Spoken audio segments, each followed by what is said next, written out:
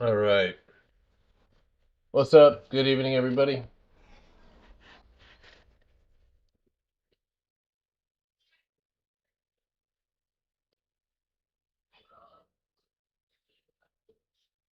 All right. Let's do stock stuff. How's everybody doing this weekend? Hope you guys enjoyed yourselves. Those of you on TikTok here, we're going live on YouTube now, so if you guys want to join us there.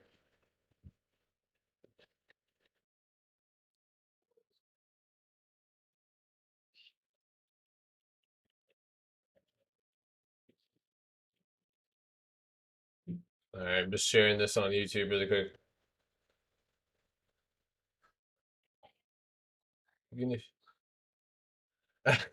I'm sorry, man. It's a little ADHD too, you know. I think I'm actually trying uh Ritalin, or no, it's some form of something this week. Let's see what happens. If I look like a ghost of myself. I'm just kidding. All right, Pelosi said infrastructure bill might be passed next week. That's what I'm saying. Hopefully we can get a little movement in our favor. And we're going to talk about some stocks that may benefit from that. So yes, I will let you help me. You have to like harass me, all right? Call me. You have my phone number. There's not a lot of people out here who have my phone number. Roland Warrior does. What's up, y'all? YouTube, if you guys want to catch it, we're doing chart requests and all that good stuff. So, all right. So, I'm gonna give everybody just a few minutes. If you guys want to reshare this any place you know, I'm gonna go ahead and tag Discord really quickly. Let them know I'm live now.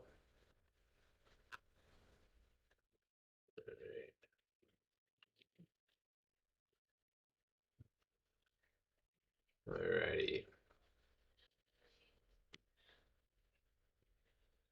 Okie dokie. So, let me post that. Cat. Yes. Yeah, Cat. There's a few good infrastructure stocks. Alicola. Alcola, because apparently I pronounce that how I want. So, how's it going, Robert? Just giving everybody just a few minutes here to hop on the YouTube, and then we'll go ahead and get started. Can I please chart MCHP? Yeah, we can definitely do that. Um, let's see here. Make sure my mic isn't too crazy. Yep, and you know what I'll do? I'll go ahead and grab my notebook really quick, and we'll go ahead and go over chart these stocks for you guys. Ale Cola, there you go. Whatever. But first, I'm gonna go ahead and, of course, give you guys my watch list as I have it now. So I will just show you the setups. I'm sticking to quality over quantity right now. So just trying to make sure that I'm not spread out or spread too thin in any one direction. So let's see here. We got Apple up there. All right. Okay, so one of the things we have to go over, of course, just like we do, um, is we want to go ahead and go over the economic calendar for the rest of this week. So September 27th, we got durable goods, relatively low impact. Going through, we have consumer confidence on Tuesday, which has a relatively or has a higher impact on the market. And then throughout the week, we have continuing jobless claims, GDP. The jobless claims always high impact. Then, of course, back on to Friday, personal income, personal spending, PCI, PCE prices, and this is a very high impact day. So, just if you guys don't have this website, briefing.com, it is extremely beneficial. So, also, I was in the chat the other day with some, and I was curious if you could explain what it was about whether Zach Morris, who I saw blocked you, was in five. Well, that's huge. Hold on, I have to reread that. What's up, me burn? Um, Also, I was in the chat the other day with some and was curious if you could explain what it was about and whether Zach Wilson, who saw you, blocked you. Sorry, I'm like not reading that one well. Um, let's see. I'm trying to like re. So I got blocked. If your question is why I got blocked by Zach Morris because I posted the chart of CEI the moment that he tweeted about it and then I looked at the like wider time frame, which would be the weekly, and the volume is astronomical. It's at all time highs, which means that if they're not right, there are bag holders for years and years to come if this company ever becomes what they are saying it does. So but yeah, so that's that. I actually didn't even tag him. I just posted the chart. So unless something else, I don't know. I can be a little sassy here and there. So okay. So right off the bat, no more delay. I'm gonna go ahead and give you guys what I'm watching here. And I only have three at the moment as far as like my setups that I'm really, really, really looking forward to. Number one is going to be Lulu. Lulu has a nice setup here showing a lot of resilience, really looking like it's building that next demand zone. I'm expecting, and I'm looking at those pivot points because a lot of the times, if they line up with my targets that I already have or psychological numbers, it'll only amplify that target for me. So I will be looking for a break out of this zone here. I'm looking down here on the hourly. And as you can tell here, this is actually a lot of you guys may call it an inverse head and shoulders. I like to see inverse head and shoulders at bottoms rather than like tops like this. But after the third tap or try at resistance, we ended up getting a small rejection here, a small rejection here, and then going right back up, kind of scurrying up to that resistance. So looking for a break and a bounce out above 437. That's the top of that wick there, starting at 435.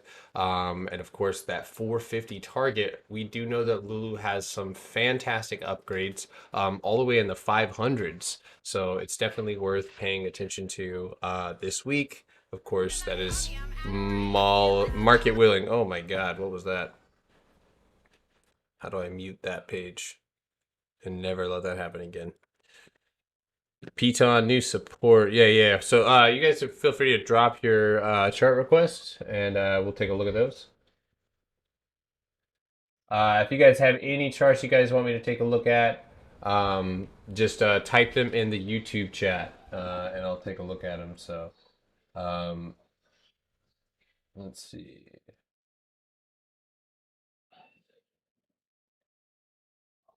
All right. So anyway, besides Sony, we also have DDD. Now, this setup on the daily is pretty awesome. I have to say. So really, really, really heavily consolidated here. If you throw up those EMAs right there, EMA is sitting flat. Now, here's the thing about this setup. It can absolutely go, and I know it's irritating when you hear people say this, but it is a bilateral pattern. It can go either way. But I'll be just to keep it 100%. I really feel that this is one of those charts that's going to set up the news. Now, as far as like price targets and movement, this stock moves really, really well and has decent price targets. I think that this may end up being whether it moves on Monday or Tuesday, I'm going to, because I like the setup and I like the potential for this breakout here, and I also know that when DDD does decide to break out, it will move and it will move with some vigor, as is seen in previous movements here. Nice bull flag breakout here, and then you can even see just on the news of earnings making a really strong spike. So I'm looking for the break starter position above $30. So at $30, once we break above that high, 31, 30 and $31 is the target for that first long entry. Now I'm gonna be speculative. I'm looking at a $40 calls looking out towards the end of the year, possibly December, maybe October. And of course, tomorrow morning is where when I'm going to be able to give you guys more details. The reason why I don't go over the very minute details of where I'm going to take this and stuff like that is because the gap up or gap down or markets over the weekend can totally change that. And so, in order to stay fluid, I make sure that I have my setups in mind. And then in the morning, when it's more important, I check up on the setups and see if they fit my um, yeah, fit my criteria, if you will. So, if you guys have anything, if you guys have anything, any chart requests, those of you on TikTok here, we're link in the bio for YouTube. If you guys want to hop in YouTube and leave your request here. So he tweeted it's going to $90. Yeah, it's absolutely ridiculous. Fuel Cell does the same exact like as far as carbon capture. There's a lot of companies out there doing carbon capture, and their valuation, like this is no fundamentals. It just is what it is. If you want to play momentum, run the pump up. It is what it is. I'm not gonna argue. Like I'm not to you, but like to them or anybody else, like it's obvious. There's no need to explain. Like that's extremely. I mean, I could. I don't know why I'm talking like I don't have a chart. There you go. Look at it. Absolutely abysmal volume. And if anything, Wales started in here, right? You get a little dead zone and absolutely. I mean, show me someone show me when this has had normal volume or had volume like this. All right. So there's the mark right there too as well. So that's just my thoughts. Like I just really feel that it's extremely obvious that that's not gonna turn out great for everybody. You know what I mean? So, um, anyway, enough of that. So another one, and guys that have been in the Discord, you guys have played this one. Sony's been great. It's up against all-time highs. Activision is in trouble right now. I don't know how that's going to affect Sony, but I am looking at a 130 to 125 price target on Sony. Now we are getting close to those all-time highs, so don't be surprised if you see a pullback. And in fact, I was charting one out um, on Friday. It's a smaller time frame pullback, but I can recognize a setup like this. Usually, on Sony, kind of takes a little bit, but it's kind of trading at a very low volume channel up here. It has been making nice new highs, but I am looking for a potential pullback, maybe down at 114. You can already see here in after hours kind of losing that support. So on Sony, I'm actually looking to play a potential bounce, and I like to use the 200-day EMA on the 15-minute and then the 50-day EMA, and I'm looking for a bounce off of either. This is my strategy, of course. But if that 114.65 is broken, then of course that 200-day EMA, which is on that 15-minute time frame around 113.45, will become that next target. And then inevitably, if we do pull back and pull back all the way back down to this zone here, the top right there is one at 112. So looking for a bounce around there to take this one out. Now there's always the potential that this thing cups out or makes a handle, pulls back, like I said, to that 112 mark. And if it does, and we can play that bounce, that'll be great because that would possibly play out as a cup and handle. 9-day moving average is right there at 112.50. So I tell people this a lot when I'm trading. Whenever I see a stock that's ran really far, I always go and check where those moving averages are. And if they're too far away, a lot of the times when the stock retraces or pulls back, that's the nearest moving average that it's going to go to. So, oh my God, my camera. Y'all were going to say anything about that weird Prof Sim? When when are you going to go live with Prof Sim? And they went. I didn't even know that they did. To be honest with you, I had no idea. What's up, y'all? If you guys have any link in bio, if you guys want to check out the stream on YouTube and get any of your tickers charted. So uh, yeah. Okay, so I've got those. Last one, of course, I'm gonna be watching a firm. I I was waiting for it. I knew it was going to happen. It did. I was hoping for a pullback. I'm still hoping for that pullback. 120 is the target for the pullback because I have a higher price target. I think this thing ends up popping out, and you can see pretty cuppy. I don't know about you, but that's pretty bullish in my opinion. So if anything, expect some pullback around this area, but I'm banking on running up to all previous all-time highs around 145. So um, Baton, Payton, Paton, Piton, Joe. I was like, what the hell? They're doing it again. You might want to join tonight. It would be interesting. Um, well, I was doing this early so I could go to bed. I'm not like extra concerned with that, but maybe, yeah, I'll check it out. I'll see what's happening, but um, I'm more interested in making the money.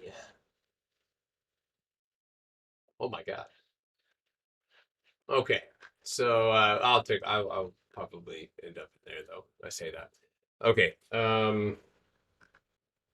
I will update you guys on anything else. Those are my watch. That's my watch list at the moment. Of course, I'm looking to take longs on a lot of these, and then utilize weeklies underneath, scalping them, and then hopefully, what I'm gonna do here is I'm gonna pick a price target. Obviously, not just random, but I'm gonna pick a target for things like Sony and Lulu. Lulu especially. Lulu is in that breakout range. You can even go look at Snapchat, which I will admit I was wrong. Absolutely wrong on this one. I was expecting, and that happens. I was expecting a potential pullback. I wasn't seeing the price action that I wanted, but then we started to see those long calls come in, and I'm not quite certain if we won't see Snapchat pull back this week. If that ended up happening, and this trend line, which could absolutely be wrong, isn't wrong, and we pull back, then maybe we actually start heading for that gap. But at the moment, Snapchat's on its way, and just like it did before, leaving that gap unattended or untouched. So it looks like Snapchat's going to continue to climb on Facebook's back. So um, Steven, if you don't like the stream, dude, you can leave. If you want to learn, you're welcome to stay and ask questions about what the technical terms are. That would make for a really good opportunity for you and everybody else to learn. But if this isn't the stream for you, then you can go. Um, so let's go ahead and start with um, where I'm going to, or well, I guess that's it for tickers, but I'm going to go ahead and start taking a look at your guys' stocks. Tomorrow morning, we'll give you guys a update on everything. I'll go over the news, go over SPY, go over the Qs, but for time's sake, I'm just going to go ahead and go over your guys' request, and we'll move from there. So obviously, if you want to, if you have these written down? I don't know if you do. If you don't, that's fine. I'll just start from the top, but let's see here. I know Cat was one of them. If you guys have any requests, those of you in the TikTok stream, I'm on YouTube right now. Make sure to go hit the follow button there and leave your request in the comment section so that way I can see it. Otherwise, I will miss it in the TikTok stream. So link in bio. Upstart's interesting. Okay, so let's go. Let's see. I'm in BA 220s. Yeah, BA actually looks really good up to see. Why can I not see the comments? All right, so I'm making sure I didn't miss anything. All right, so the first one was MCHB.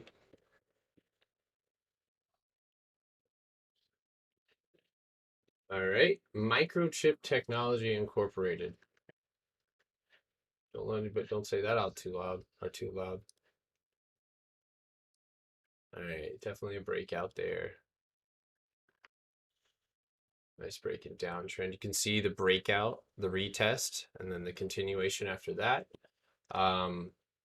Also, same thing, still hasn't really broken out of the zone. So as you can see here, take a look at the weekly. This is where multiple time frames come in handy. So you still want to get up and out of that 167, but This is exactly why I use the ribbon. Okay, so I'll get rid of the EMA really quickly.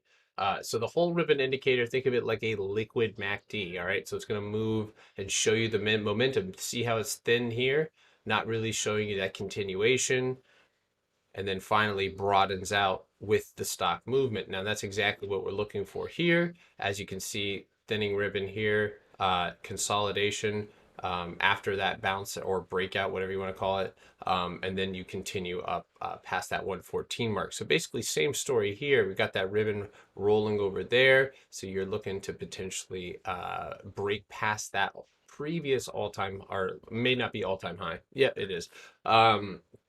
So past that 167.35, but all in all, this chart actually looks really good for continuation. You got the MACD rolling over here. You've got plenty of room on the RSI. It doesn't look like it has phenomenal volume, but expect that to potentially step up. And if they have any sort of news catalyst coming in the future, that's only positive for them. So let's see here.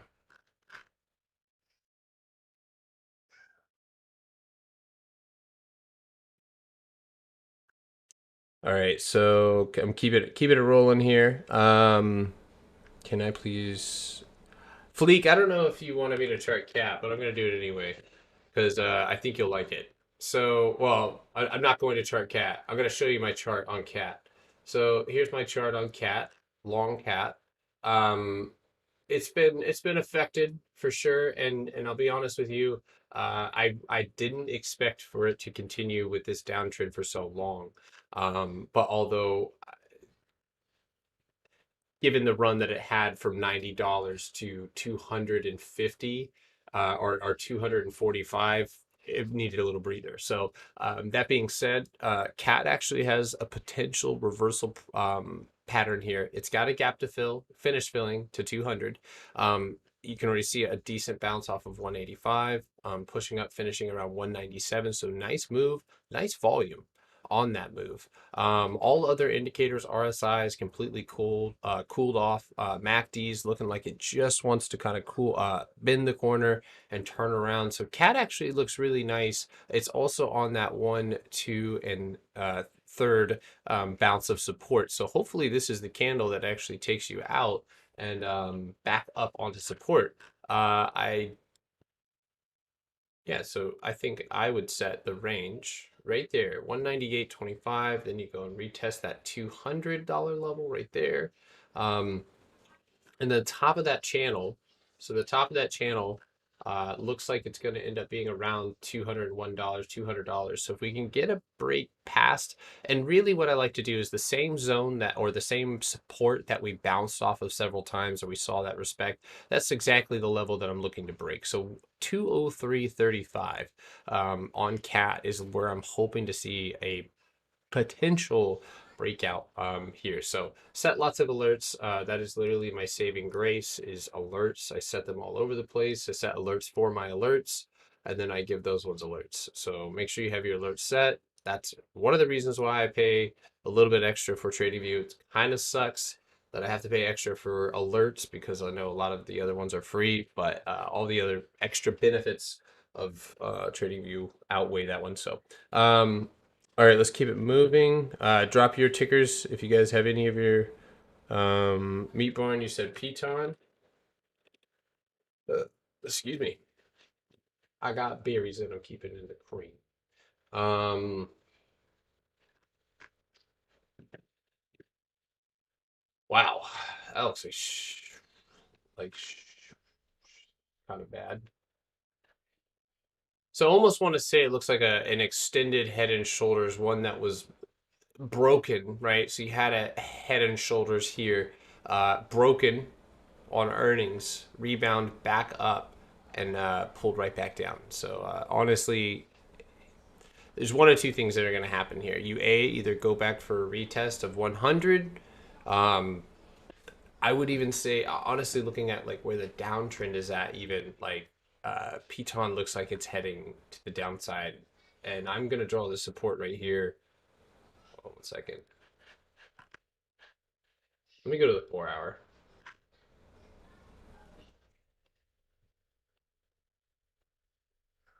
Yeah, so right there, it actually looks like you've already broken it. Yep, you sure have. Okay. All right, so it's pretty evident you're heading back down to $88. Everything looks bearish. The only thing that doesn't is your indicators like RSI and MACD. So draw this is I just keep it simple. Don't make this complicated. Draw a downtrend, right? From wherever high you're looking to break it. So right here, let me fix my trend line. There we go. Okay, so there's your downtrend. Okay, I would set a downtrend, set this level. You see, I have $96 set right there. Let me actually move that. So it looks like, yeah, 96. So pass up above $96 and at a break of this downtrend, I'd be looking for the retest of $100. You can see the level right there, those candles sitting on top of it. That's your 100, that's your psychological level there, and then you see the flush through. So same concept as the ticker that I just did. You could want to break this downtrend here. Of course, correlating indicator movement would be nice, and then a retest of that $100. I always find it very interesting when my ribbon or my which is just a moving average, is lined up or moving right into that target. So that offers an extra layer of resistance. So I would just be careful. Hopefully this thing does see a bounce here, but otherwise long term, Peloton's not looking really great, getting pulled back down from this earnings point to this earnings point. So usually with earnings, I tell people if it, especially here, like you get a strong bounce on Peloton and immediately pulled back down. So if earnings didn't do the trick, oftentimes earnings will be the product for that continuation to the upside or the downside. And that's why earnings is one of my favorite things to look at as a potential catalyst. So, um, sorry, I'm not trying to ignore anybody here on TikTok. Also, Matt Fonzo, Saints fan, who dat? If you guys want to any of your requests, link in bio, YouTube, type it in the chat. I'll take a look at them there. Um, Otherwise, I'm gonna miss them there. So I wanna check out all of your tickers. CEI I've roasted many times. So I've done analysis on that many times. Okay, so we got Meat Barn. He says he wants me to look at meat. That's a ticker. I was hoping it would be joke. I was joking, but okay, it's in Canada. We're good. Uh, so we got beats on. Um, Sophie. I didn't mean to miss that one, Tyler. Sorry about that. I'm still in Sophie. I don't know if anybody else is in Sophie. This one's doing well. So just at your typical breakout pattern here, breakout, retest. I mean, I can't ask for a better setup on the hourly. You're sitting right on that 9-day moving average. It's got a nice bull flag here. I'm looking for a break past 1780, that previous spike up right there, and then hopefully journey goes on a journey up to 18 and up above $18. I think once we get above $18, we'll start to really see a little bit of a rebound here. But otherwise, nice break and downtrend. Filled a nice gap here as well. So hopefully you'll start heading up towards this supply zone at $20. So that's what I'd be looking for there. CEI, he was bashing the stock. I wasn't bashing it. I was just telling people. I was bashing the volume. Um, so Microsoft.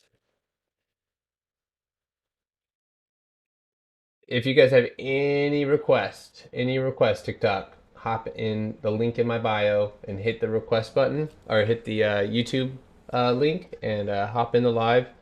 Type your request here in the sidebar and I'll get to it. Stopping request here at 8:30. So get your request in and we'll slap it around a little bit. Okay, so Microsoft is my baby. Tyler, we know this. You know this. So as all babies need, they need tendies. So I'm looking for a linear deviation bounce in order to claim those. Right now, 303.50. I'm using my whole ribbon indicator here. It has acted. Wick here. A little bit of resistance here. Beautiful. I mean, just beautiful. Microsoft is such a great stock to play on the daily because it's really, for me, I know a lot of people have stop losses that are number wise. My stop loss is almost like in the 9 day moving average. As long as the candle, for the most part, doesn't lose too many points below it, I'm going to go ahead and hang on to it, that long term position. So you can see nice riding that 9 and that whole ribbon indicator. But the only difference is here is that the indicator is now flipped red, which means that doesn't mean that Microsoft is going to immediately go down, but in a matter of 3 days, you make very little progress to the upside. So on your bullish side, right? So if we're bullish, we go right back up to 305 on a bounce of, and this is a standard deviation channel, right? With the middle line being the linear deviation. It's not that complicated. If I just said this is a channel and that's the middle line, same thing. It doesn't mean anything different, except a little the technical terms. But so right now we're sitting on that middle line, that linear deviation. So it either becomes that support that we need it to be, and we bounce off of it as we have, and we continue, possibly even go making new all-time highs. My price target, the last time we talked about Microsoft, was 315. 315 if we bounced off of this deviation line. So we're holding that bounce, and hopefully we'll see a breakout there. Otherwise, below that very same mark of 298 and then 295, I do believe that we will see a trip back down to 290. Okay, right where that wick is there. And you can see we bounced off that sub. Oh my God, like how perfect is that? Look at that bounce. Like whoever played that bounce play on Microsoft was just what a champ. But so that's the same zone that you're gonna want to try and break down through. So if you do end up trending down this week, that's kind of where I'd be expecting to pull back to. So there you go, right there. You got 305 on the upside, looking for that breakout, tapping that top deviation or that linear deviation line, and then to the bottom with the price target of 291. And then if we do end up flushing that, that's a whole different story. We'll head down to support. So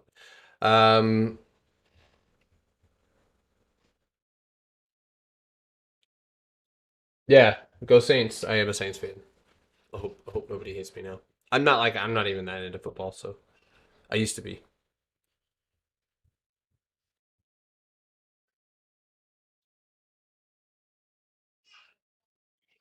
Rom would be great if it breaks out. Rom, you gotta fill me in, Joe. What are you talking about? All right. So all right, GameStop, huh? I have charts for all of these, yo. This is the easiest charting session yet. They're all charted. I feel like Ash Ketchum for charts right now. Um, so this one's actually pretty nice.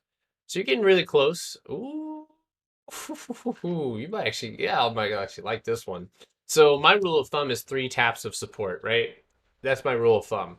We've got 1, 2, yes, that's a whole one, 2 support bounces there. So if we go hit 177.85. Now, of course, GameStop's not a technical champ, right? Because of what has happened. But if you do, and I would imagine that you could use this little downtrend right here. Oh yeah, it's so perfect. So watch for that bounce right there around 177, maybe 176, 175. In that 175 range, a bounce, and then hopefully, if the support responds the way that you want it to, you'll see a response like this. So you'll get that big push off of support, and that would have you back up, and you'll notice that you're almost right up at the same resistance of 225 if you go hit this top resistance in this time frame here. So basically between now and October 1st, you would need to hit that. So GameStop, big bilateral pennant. So there's really not much else you can do but read and react to that one. So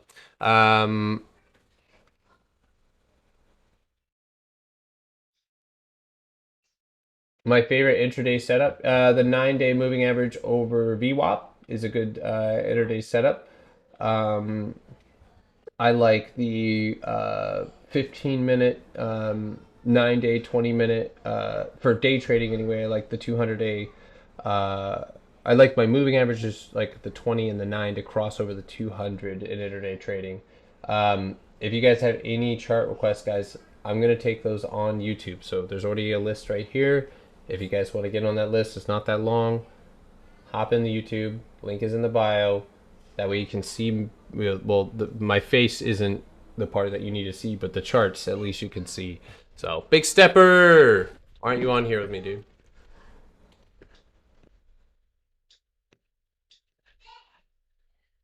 Yep, I'm going down the line. I was joking, Gargar. Yeah, I just did this TikTok, but I deleted it, and it was like my top two stocks, and it was the berries and cream song. I deleted it though. I had to question everything after I posted it. Okay, so let's keep it moving, guys. We got a lot of requests. So TSM by Robert. Robert, what would you prefer, TSM or Baba? Too late. I'm doing TSM, and now I'm gonna do Baba anyway. Okay, so either A. So this is the one thing about patterns that can frustrate traders, especially wedges.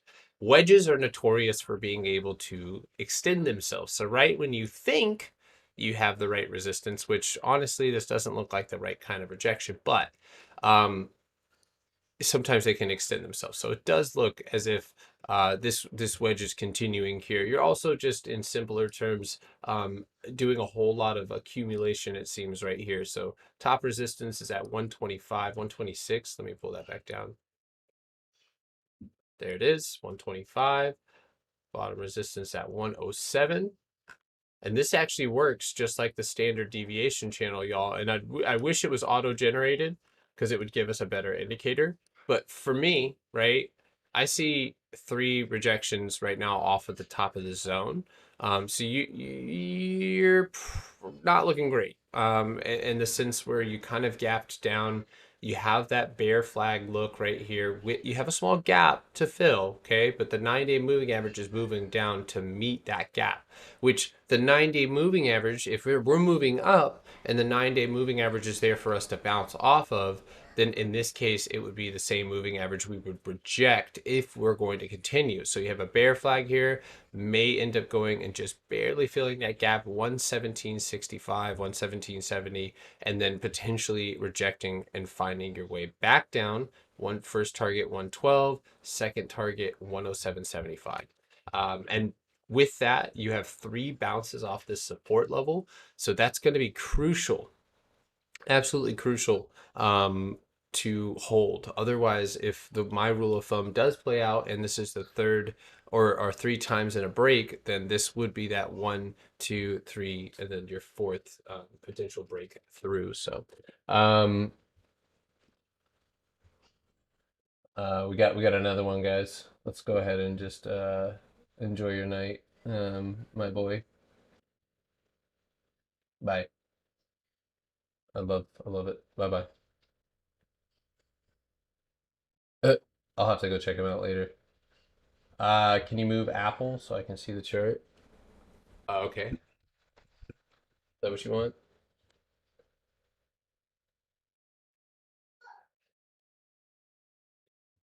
You guys don't have YouTube?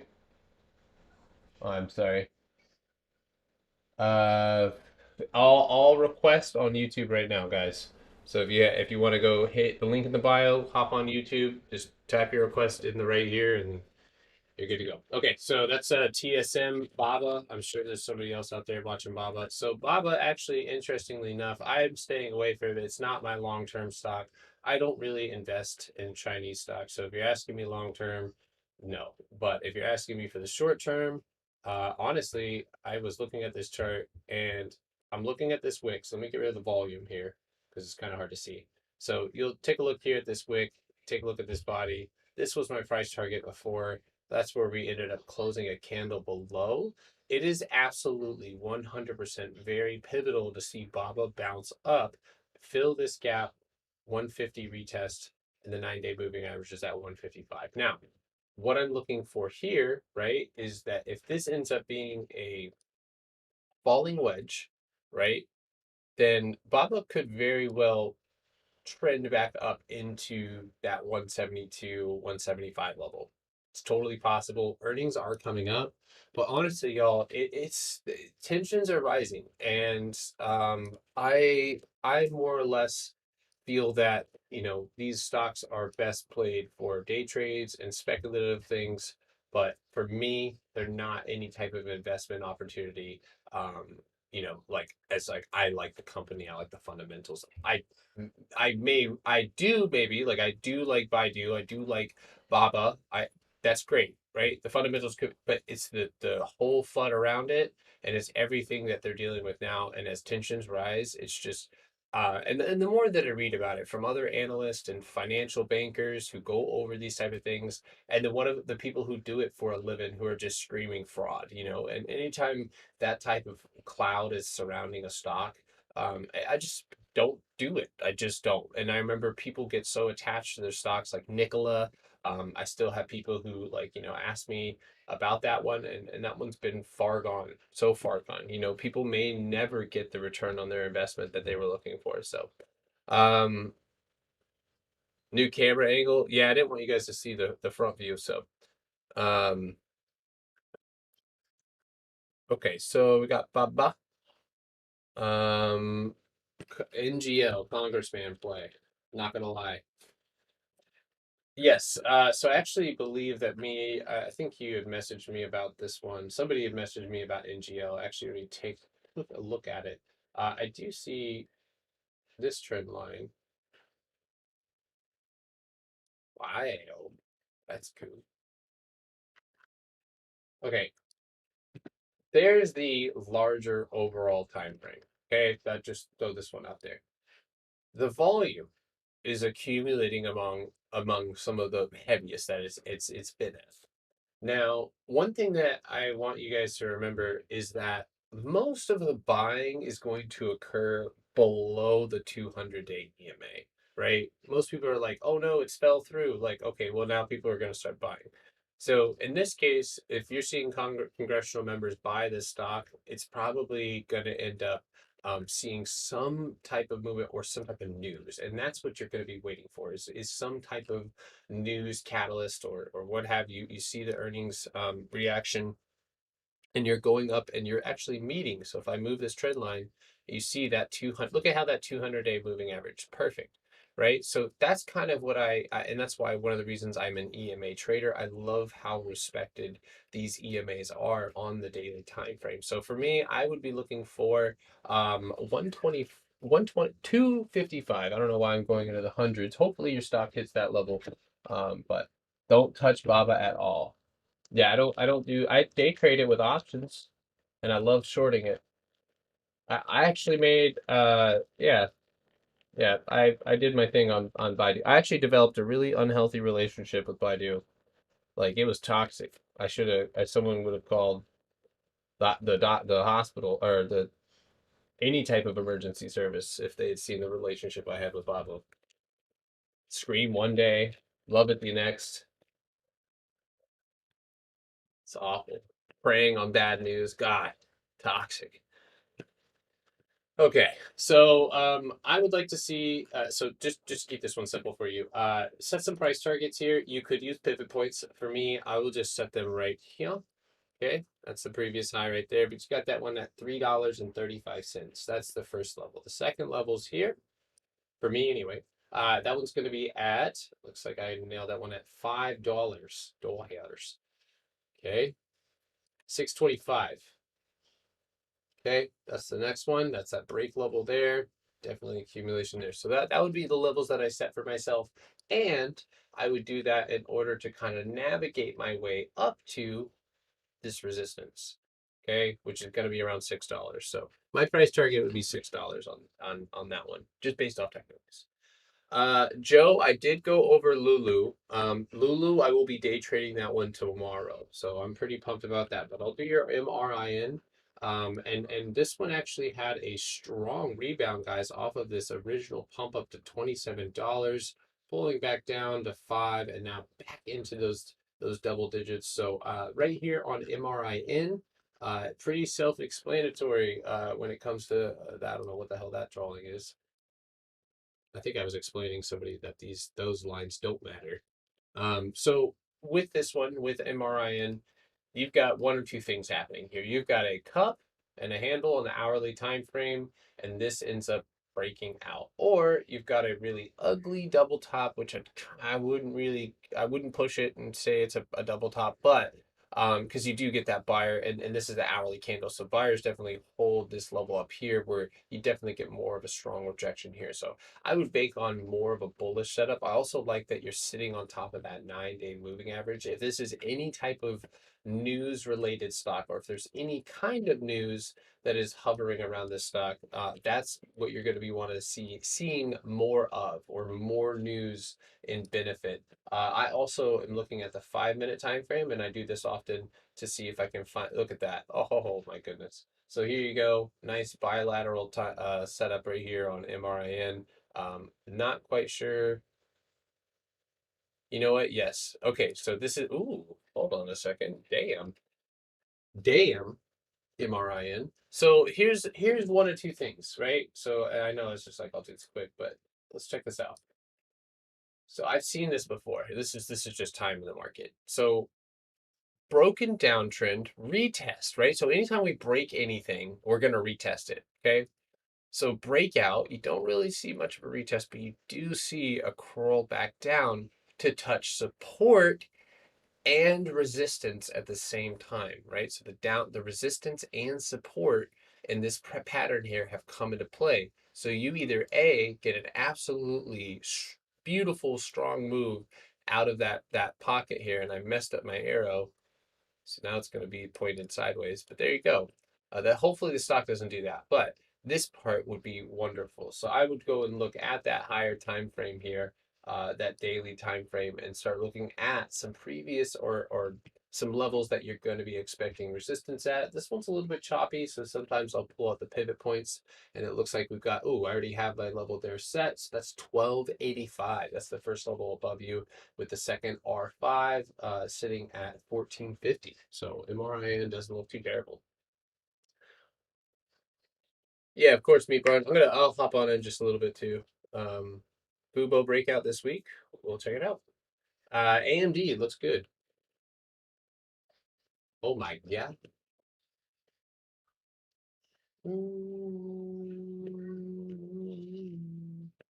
So, my man, I said this last week. So, um, one or two things here. AMD has gone to fill its gap, just like Nvidia. If you go look at Nvidia and AMD side by side, both doing the FU misses, both doing their things as far as filling those gaps here.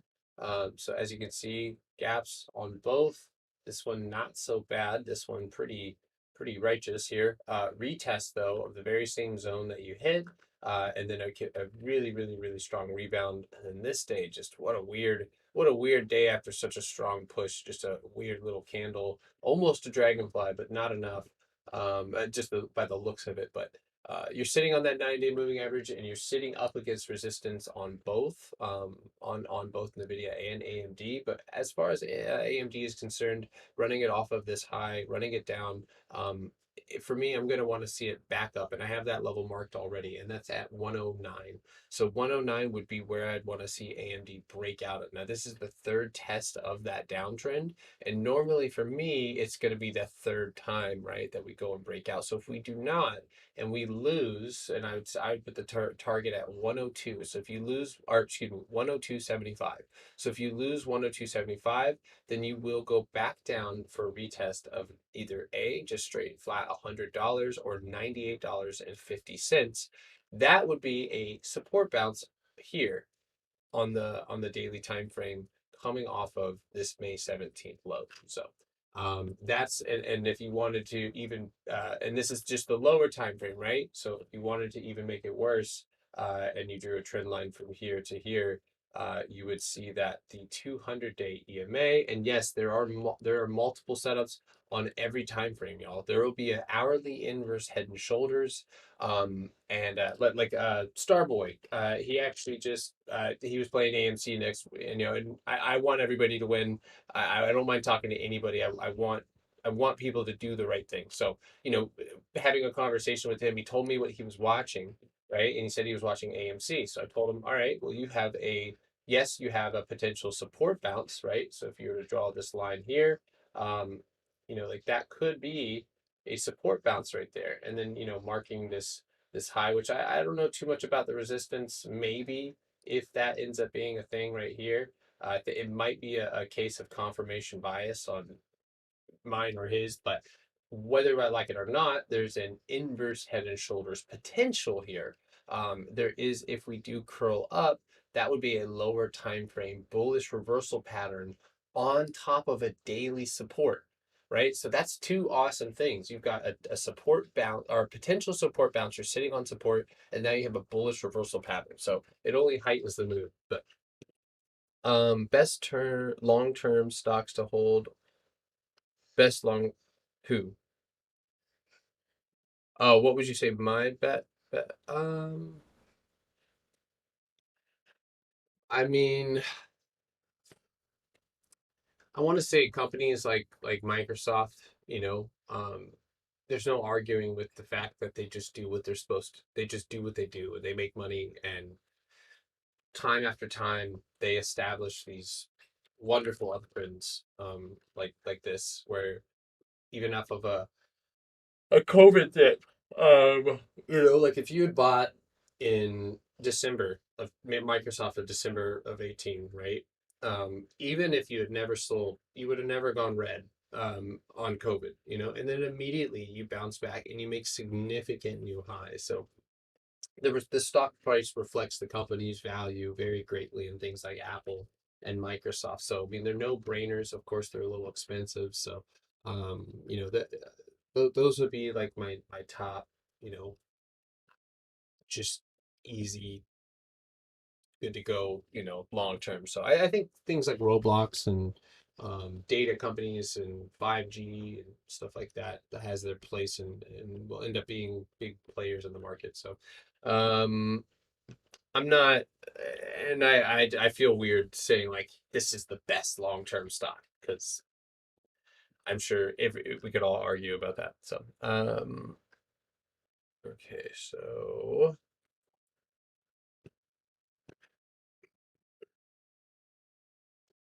I'll have to see. Do you want me to take a look over BA? Oh, they're in my Discord DMs. Okay, thank you. Who's this? Does your server need a stock swing analyst? I'll have to talk to you in a minute about that.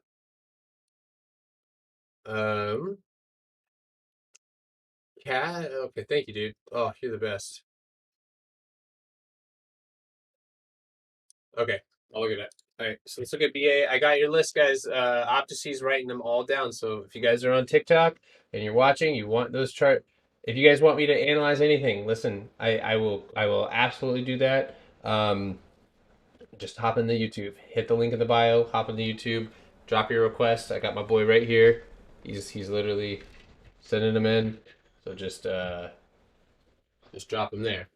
I feel a little bit better with you guys watching my actual screen than a distance run. So let's get rid of all these crazy lines. No confusion here. So we'll leave the whole ribbon indicator. So I like BA. Maybe not fundamentally right now, but they're just burning, bleeding cash. It seems like, but at the moment, BA above 223.50 seems like a no brainer.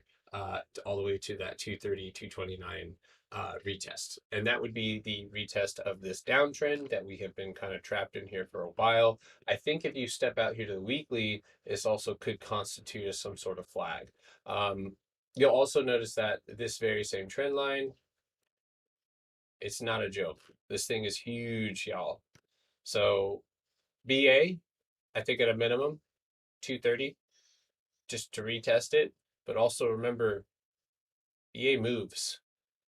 And when it moves, it moves. So if it moves out of here, I would speculate we'll see a strong one. But this is a bilateral pattern. Okay, so it's gonna go either way.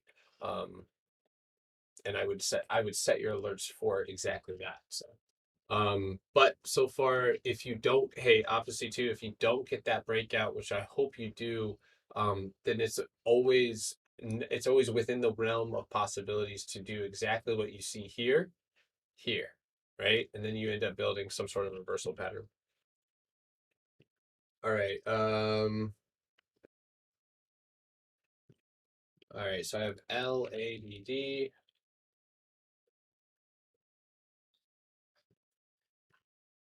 What? If you're retail, I wouldn't recommend doing stuff like this, but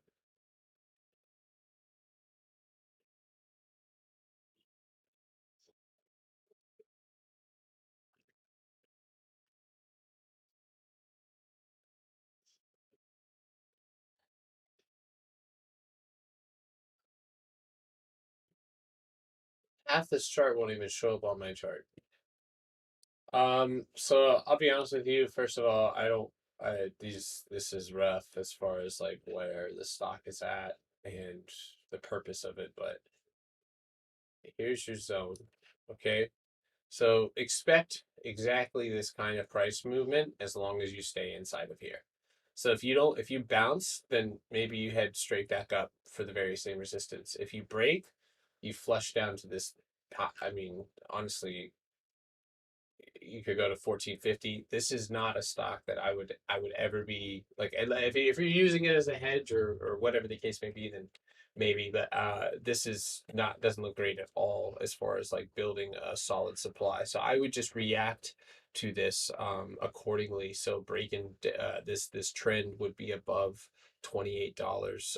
Candle close bullishly, and then a downtrend or a flush out of this would occur, at 17.25, the break of $17. So just to keep that one simple. So all right, keep it moving. Got Fubo. Fubo's already charted here. Fubo has a reversal pattern going down to support. You need to hold $25 and you need to break this downtrend. So if we go to the hourly here, I love that these are already charted. It makes my life easy. So here it is. Draw your downtrend. Need to see a break. It looks like the break will occur above $26. So $26, and then set those targets accordingly. Why am I setting these at there? Because there is respect. It's rejected there. It's rejected there. It's held here. That's 28. It's $26.75 right there. So then secondary target as well. Features look good. KP, I got your DM. I'll get back to you.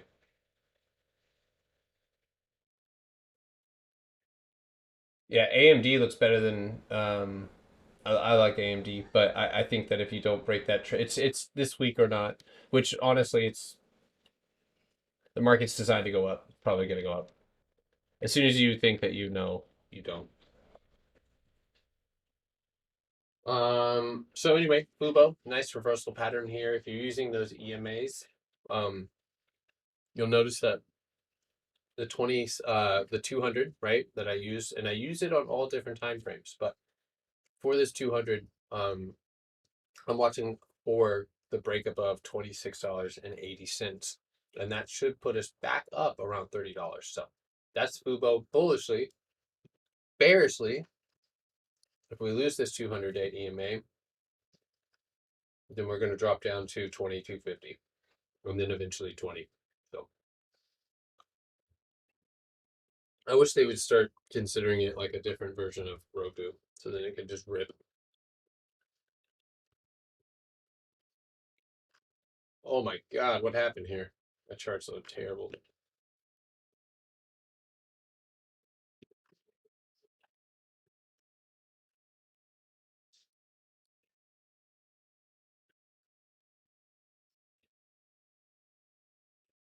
Ugh, this gross.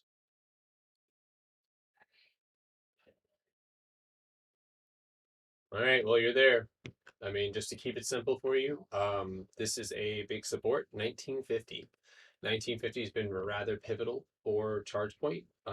It's showing no signs of bouncing. So far, it doesn't mean it won't, but this is the setup that I see, and it's backed up by the 50-day EMA. Look at the EMA lines up with my resistance, and then there. So either A, you wick down 19.18, right? So you pretend you fake the buyers or sellers out, you get it down to $19, and then you bounce. Other than that, and this is does looks like a falling wedge, but it needs to show more strength. The volume here isn't terrible. If you look at it here and here and here, the volume picking up right here is not a terrible thing. So hopefully you do get a good strong bounce and you do utilize that downtrend to break out and go test that $24, $25 level. So um, Upstart. Oh my God, this thing needs some milk. So first of all, what the fuck? Excuse me. Sorry. But that's really all I have to say about that. This chart and everything about Upstart is just wild because for one, it moves really, really well. Like it moves really, really well as far as bull flags and retest and support or supply and demand. Like it really does build these really great setups, foundations, at these levels, especially the psychological ones that we can track in advance. Anytime a stock is moving into uncharted territories, it becomes those psychological numbers that are the nearest resistances, and those are going to be your hold numbers normally. So 260 being that supply zone base is no surprise, and then seeing it looks like 290 as the resistance. So even the range of the supply and demand is wide, showing there's a lot of strength. So what you have here, I'm anticipating a pullback to 303. If you do end up pulling back, honestly, I do believe that this thing is about to pull back.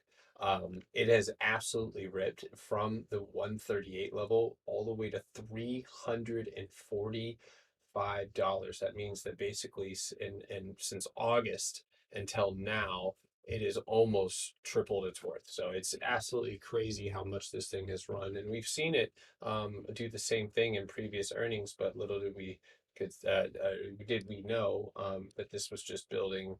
These were the buyers. This was the accumulation phase. Now this is the now we're running up, and then we're going to begin chopping, right? And then we're going to end up downtrending. So I think that Upstart's getting to that level where we're going to start seeing a little bit of decline. It's had its run. This is only speculation, but I'm looking at the indicators and looking at the RSI. I'm looking at the MACD. The MACD will show me signs of strength. I could even pull out the whole ribbon indicator here, and you can see that your whole ribbon indicator um, is right there behind you. And as much as that would seem bullish, it's actually not. So you want to be far away from your whole ribbon indicator. You want to move like this. You want this thing down below you, not right next to you, because the closer it is, means the closer that you could see it move, or you could move below it, which means that it's going to give you a heightened or a higher reason to potentially pull back. So I'll go look here at the hourly just to verify. Yeah, so I actually did try and short Upstart last week. It went well for a while until it didn't end up being like any type of bad play, but it was just too much for me to sit in, so I just let it go. But it does still very much look bearish to me. Now that's so I'll give you price marks. So price marks for me on Upstart would be below 327. It's pretty simple. 327, 324. Hold on. I'm trying to get this 200 EMA. So 323, 53, and then that 327. So there's it's a wide range, but for a dollar move anyway. But right here, so this little zone right here, break through that zone, and I do believe you will go for the retest of the 305s, 310s. So that's my thoughts on Upstart.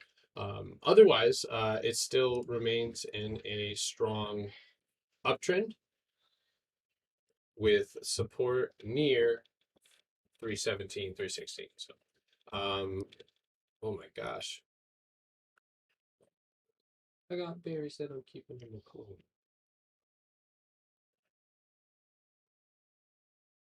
Oh, look at that. Look at that.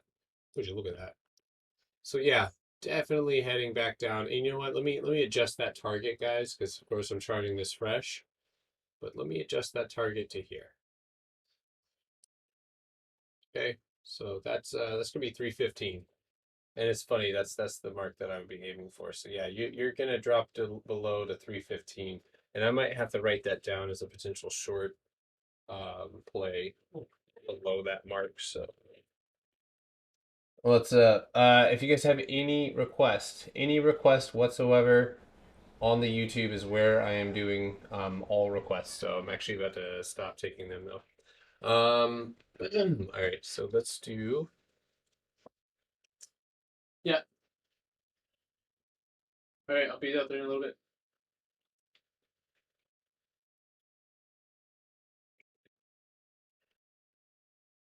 All righty. Um,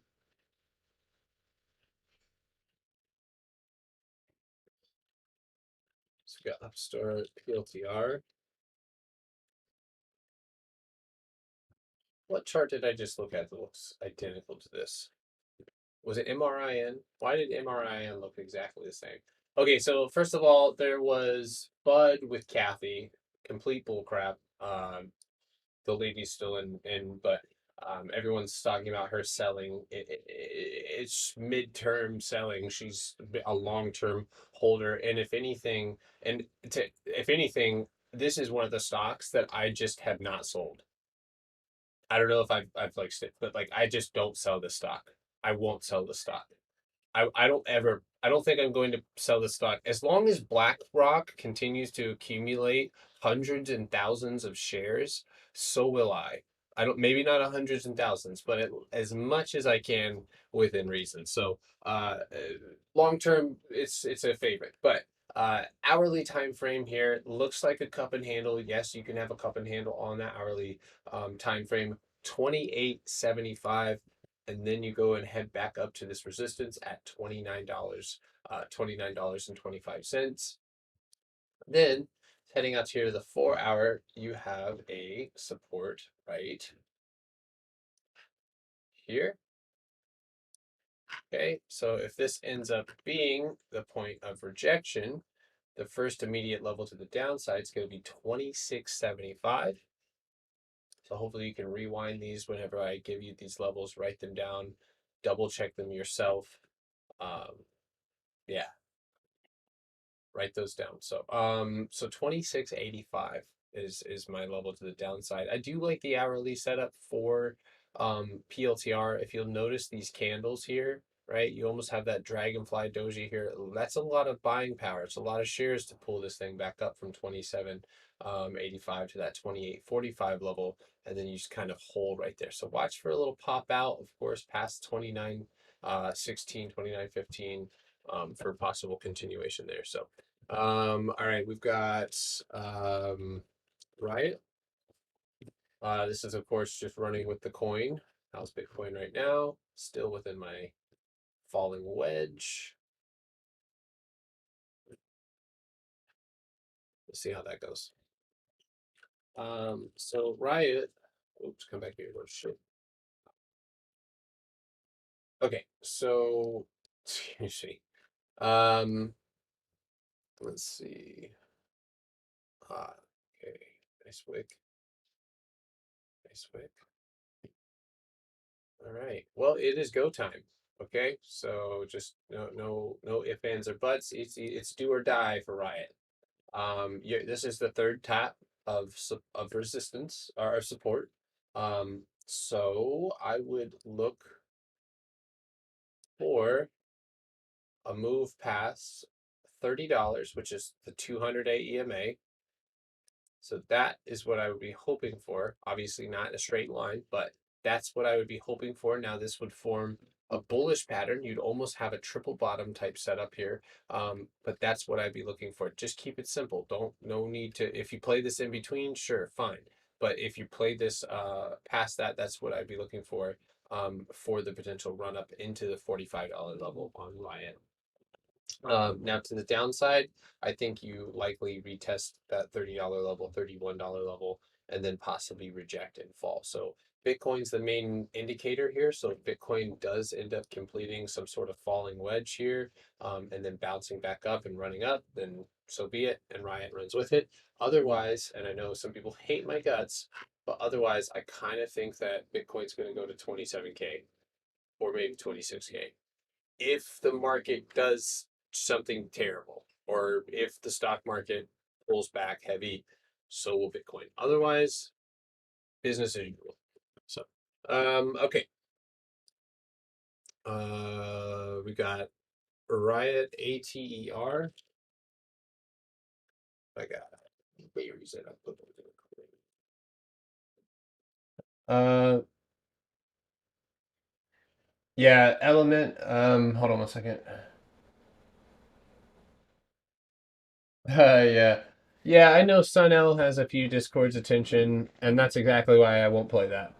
So I'll stay out of that mess. I wish them all the best. I hope that it moons, and I hope everybody makes money, and institutions are the ones that lose this time, rather than vice versa. But yeah, can you do Bitcoin Diamond? Like, is that a thing? Is that a coin? If you guys have any requests, stock ticker request, you link in the bio on YouTube. Okay, what are we at? All right, ATER, Ethereum. Damn, that analysis hit. Damn, I was right about that one anyway. Damn, that shit broke out before I thought it would. Okay. All right, well, let's clean up the chart. Yeah, you know what? I already did this one a couple days ago.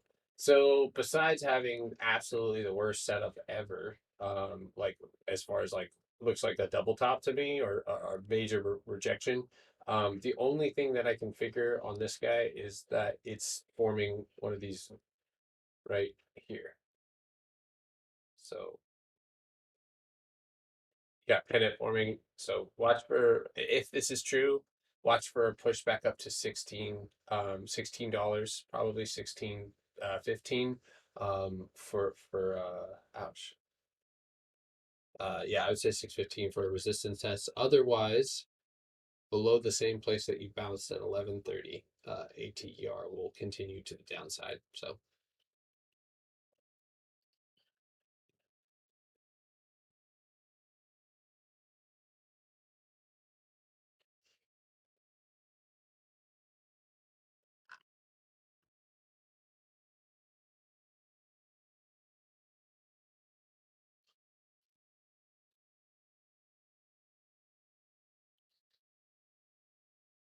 um no, dude, if the person who requested STC, there's a lot of people. So I apologize. It uh, just want to make sure that everybody gets the same analysis, the same quality, um, of a breakdown. So anyway, so thank you for the likes. I do appreciate that. Those of you on TikTok, 3.5. Y'all are too much. What is it?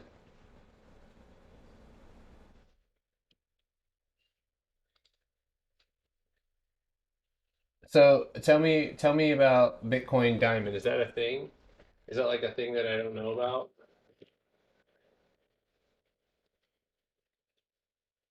You talking about a pattern, like a diamond pattern, or like what is this? I just spelled diamond wrong. Bitcoin, it is a thing. Okay, sure, I'll do it just because I don't know what it is. Yeah, never mind. Hold on, dude. What? Okay, so these are the charts that I just kind of try my hardest to stay away from because this shit looks absolutely insane. Um, so you've got a support level at whatever cent mark that is. It's like 36 cents, 36.15. That's a support. Um, that a previous zone that you held there, but uh, your guess is as good as mine, dude. I'll be dead ass on you. There's I don't see much from it. I'll be honest with you. Like there's no price points to plot. It's just chop.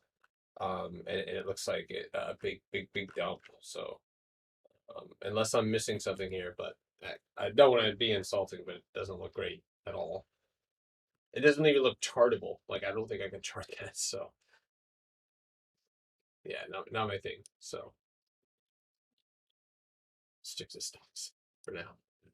All right. Anyway, thanks, Opposite. Okay, so we've got Apple. Yeah, we'll do Apple.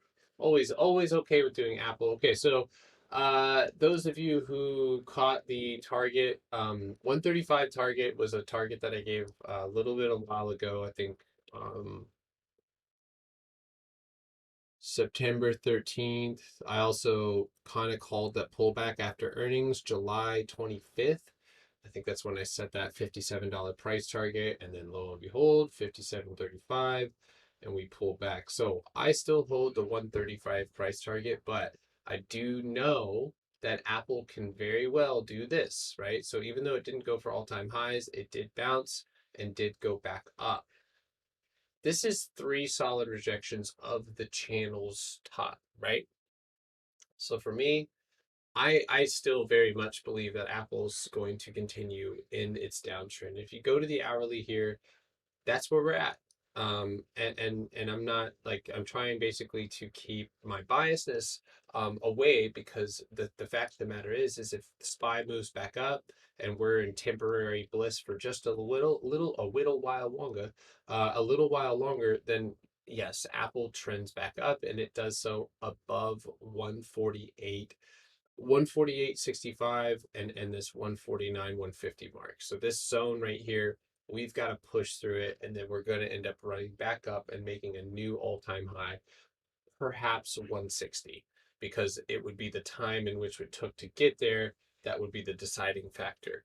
But otherwise, my sentiment remains the same underneath this 200-day EMA, on the daily or excuse me, on the hourly time frame as well. So we'll watch that one and set lots of alerts on it. I would set an alert at 147.75, and especially at the 148.65.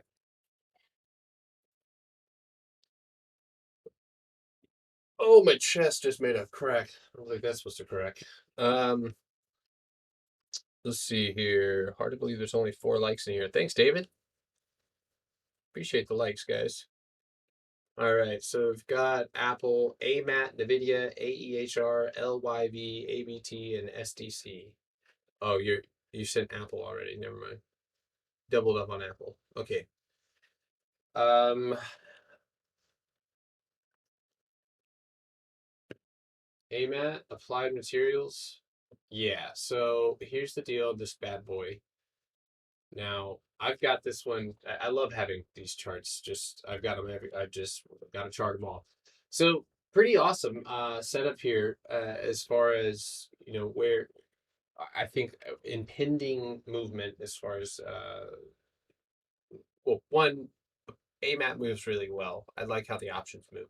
Two, this pattern's consolidating heavily, so if we do get a big breakout, I'd like to try and catch that breakout candle, especially above 145, where inevitably it's going to go hit 150. That's just how it's going to go.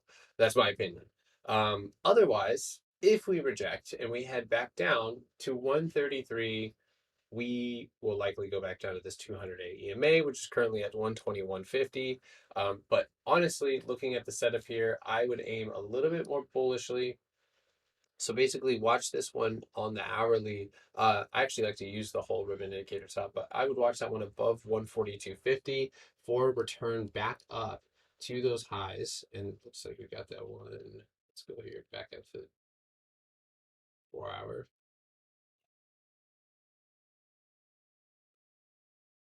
144.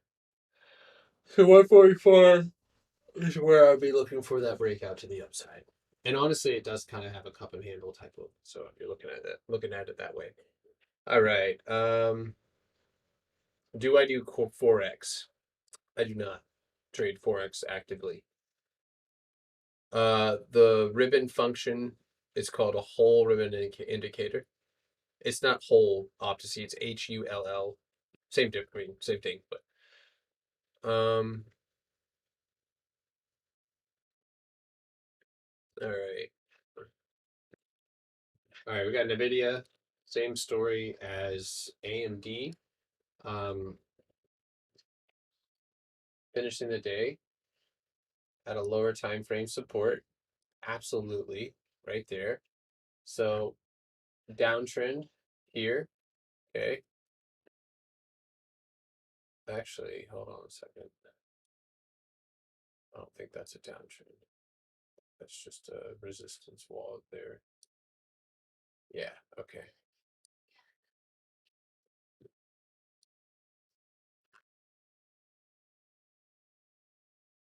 Interesting. Okay, so 2 hour. Yeah, so most definitely looks like it's going to break out. It's sitting right there on support. So base and with a very small gap to fill to 223.75. So I love that. I love that. Also 224.65. The gap gets filled. Hopefully you take that pop off of support and you push yourself up to 229, 230. So honestly, Nvidia looks great if it can hold support. And that's the number one thing. Otherwise, below that wick, 218, then the pattern's blown, and you may head back down. So,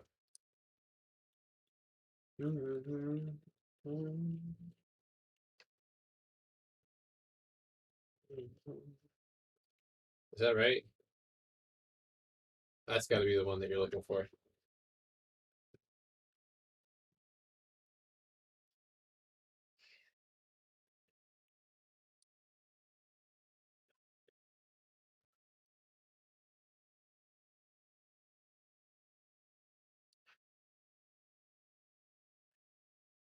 Oh yeah, look at that.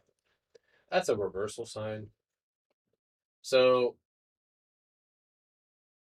1765 is resistance, and break the pattern.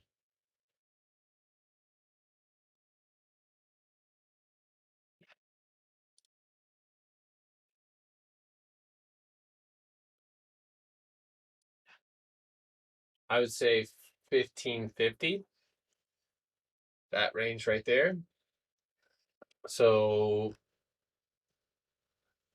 I think you got the mark here, 1410 too. So normally, real quick, what I'm thinking right now in my head, at least for the hourly time frame.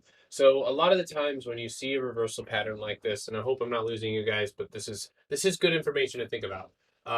If you have a reversal pattern like this, expect a 50 to 60% retracement of this pattern itself, not the whole stock, but the pattern itself. So whatever that may be, so you could eyeball that, it would probably be right around this little bounce right here. So 1375, maybe even perhaps 1320. So that's kind of the pullback, but I would actually bank on a bounce off of 1415 or the whole ribbon indicator now as we see it. So that's AEHR daily time frame. Yeah, you're running, so you're probably gonna get a little pullback here. Um, oof, yeah, you got a big gap too, so you're gonna want to you if you gap up and pull back and lose. So this will happen, okay? And this is gonna be called a dark cloud cover. I've seen this happen too many times, and it happens a lot. So you'll trade flat, right? And what you'll do, and this fakes out people a lot, is this is how this will work. And I'm gonna use a ghost feed for this. Okay, so you'll trade flat, all right, like that, yeah. So you're trading flat, and then in pre-market you'll gap up, right? Now everyone's gassed out. They're like, yes, we're gonna make money, and then right before the bell, it'll just do something stupid, right? We'll bounce back up, and I'm just showing you guys what I see all the time, and then we pull back. So that's kind of what will happen a lot of the times. Then you'll make that decision on whether or not you're going to flush or continue. So pretty cool. I like the ghost feed though. Also, it's just cool. When else in your life do you get to actually say ghost feed? Never. Take advantage of these times in your life. They don't come twice. Okay, so anyway, that's AEHR. That's kind of what I'm eyeballing there. That's some speculation as well, just a little sprinkle of speculation. Let's look at LYB. I think someone's been telling me to look at this one, including Rolls Royce. This dude on TikTok keeps calling me a sausage and telling me to buy Rolls Royce. So I can't tell which one offends me more. Oh, you're gonna go. What the hell is even this? That's a good setup, my guy. Take that one as a good let this trade come to you. This is a good one. So you've got two possibilities here. You either go up for that rejection, you triple top and you die. Or wow, that's a little dramatic. I don't know if I can keep going after that. I'm just kidding. So at $95, 95 looks like maybe not quite, maybe 90. So whatever this high is, 94.25. You either break that clean and you get a nice daily breakout, or you accumulate underneath that resistance and you break out. But I would be watching for the breakout, the retest, and then the breakout, or the bounce past and now.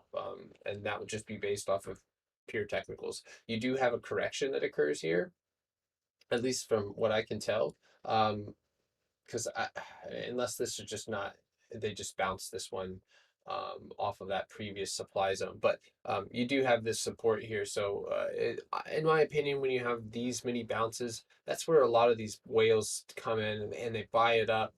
As people start to speculate whether it's going to dump or not, buyers will come in and step up and see. As you can see, you're starting to move for that. So just let that trade come to you. I don't know what news you still have. You're getting close to earnings, so you're probably at the point where you're going to make a choice on whether you're going to run up for earnings or not. It's definitely a bullish ostrich uptrend on a downtrend viral. We can just get the momentum to hit. There you go. You got the momentum. Fitchit Studios. There you go. This guy's actually I didn't even see the ostrich in this setup, but that's a bullish ostrich. Um, that's right. Good technicals, buddy. I know you're messing with me. I thought it was funny.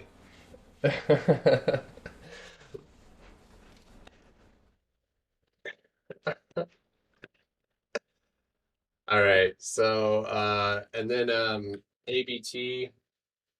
So I already have this. God damn, dude, I got charts everywhere. This is pretty fun. Thanks, guys. I guess I owe this to you. So Abbott rising wedge out of this breakout pattern here. It looks like it already went and retested. I would imagine you're gonna see a little bit more. I would say 121.65 would be my price target here for a pullback, but it does look as if you're gonna get a pullback. I can't imagine anything more bearish looking than that. So you're going for that next stab down, 123.85. Support sitting here at 123, and then the next one sitting right there at 121. Eyes on that one, but definitely going to pull back here. So, excuse me. You can use your pivot points if you want to do that for potential support bounces. So it looks like we've got one here at 122, basically, and then a secondary one at 117, 118. So that's Abbott. All right. Damn, this is fun. All right, SDC. We're gonna skip that one. No, I'm just messing with you, dude. Okay, so SDC. We talked about this last week, and we talked about what we needed to see here. We didn't see it there, so we need to see it somewhere else. So rejection. We saw this wick here. We went right up, guys, and we rejected 725. That's why we wait for those confirmation breaks. And one of the things that basically let me know that this wasn't going to go was that it gapped up, and it didn't do much of a gap, and then it didn't even quite fill its gap. When it pulled back, it just held. So the next day it flushes underneath that 9-day moving average. If you close below 522, $5, you will unfortunately head back down to the 350 level. So if you head for that low and you break $4, break $5, you will head back into the lower. Oh, that's my chair.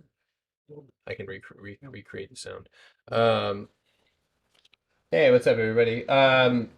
Guys, I have done a lot of the tickers that you guys are Upstart, if you guys have MAT, your sausage. I actually did I do MAT? I did. No, I did AMAT. Excuse me. That's an A mat. I'll do MAT, but I see some more tickers coming in. If you guys have any requests, hit the YouTube channel link in the bio. You sausages. That is my chair, bro. I'll make. All right. I can't do that with my Instagram. Okay, so STC here. Yeah, nice rejection there.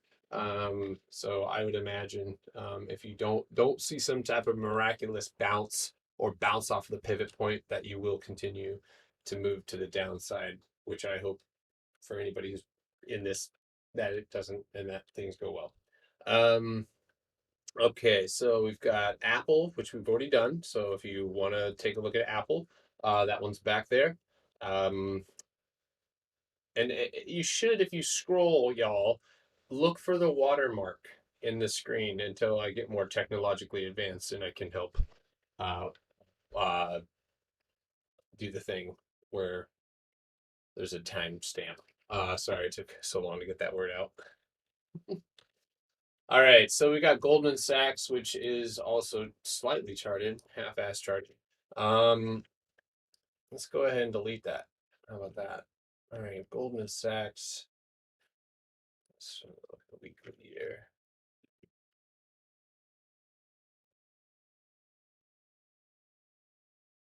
Hmm.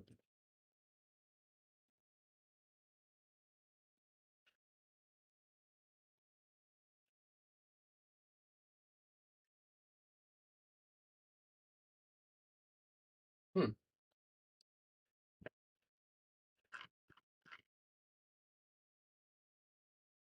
Yeah. Okay, that's real. All right.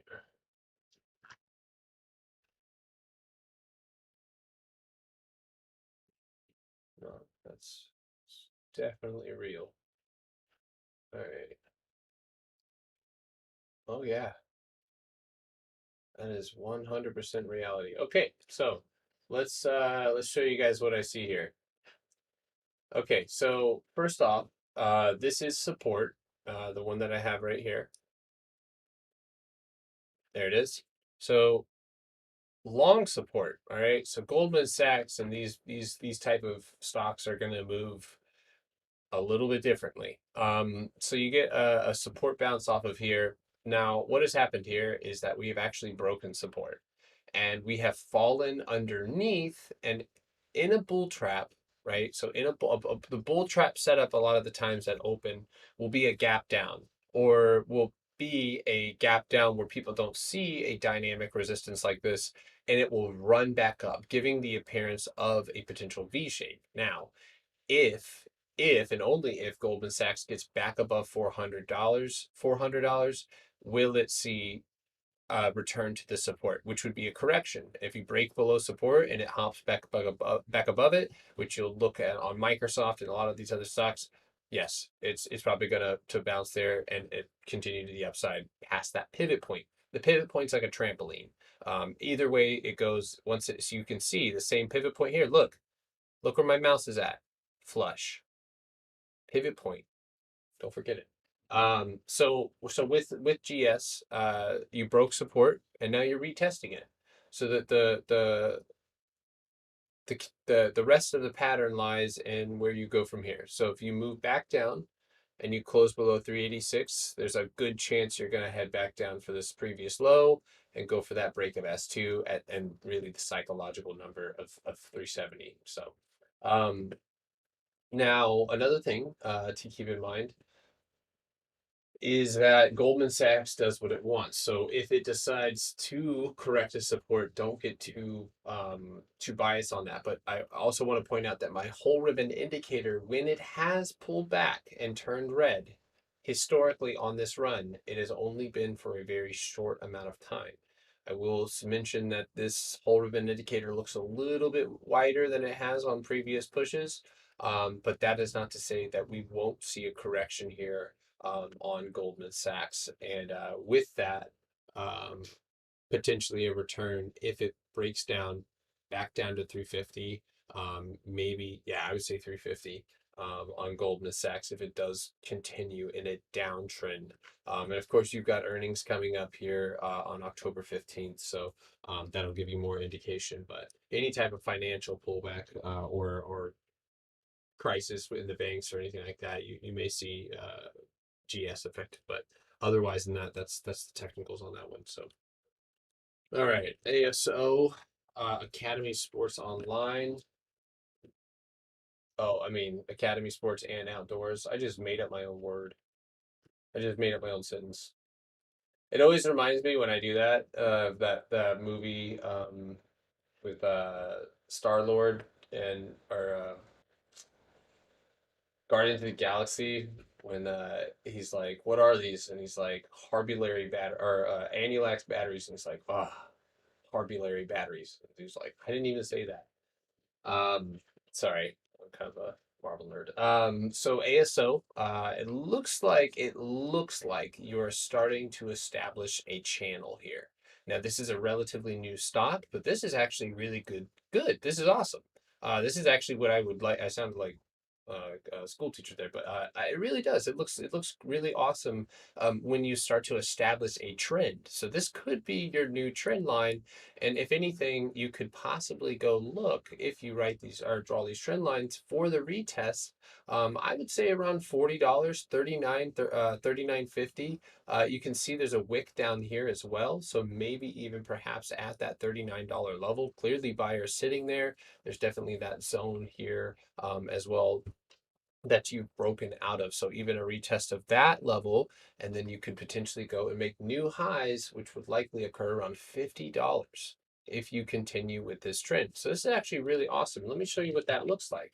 So look at Microsoft, right? Nice trend. That's pretty sick. So you want to be able to do the same thing here with your ASO.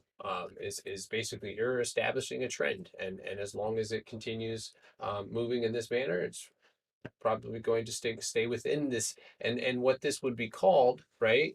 Yes, it's a trend, but it would be called a standard deviation channel. It's my swing trading bread and butter. I'm having a hard time with words tonight.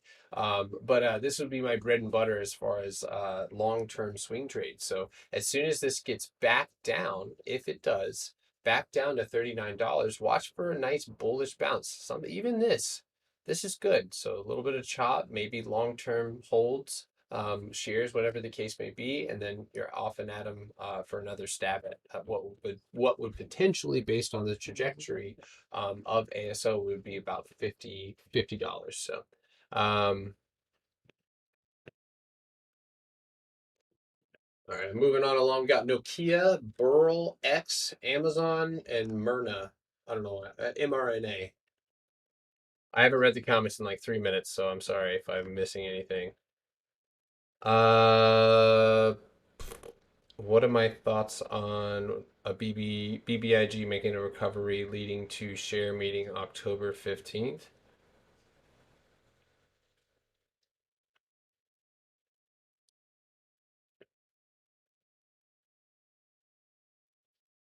No shit. Let's go. It's been 1 year. That's right. It has been 1 year since the existence of um, symbol stacks. We I just grinding. I didn't even think about it. That's awesome. Thanks for reminding me, Opti. Wee. No, SQ was not reviewed. So, um, okay. So we're gonna stop with. Okay, are the live video updated later? Yeah, you can always have these. Yes, these videos are updated. You can watch them whenever you want. You can draw on my face. You can do whatever you want to do. Send it to me. Um, so I just found an Iron Man sticker. Um, so yeah, 1 year, 1 year. It's pretty cool. Um, so I don't know how many videos have you put out, Opti, on YouTube?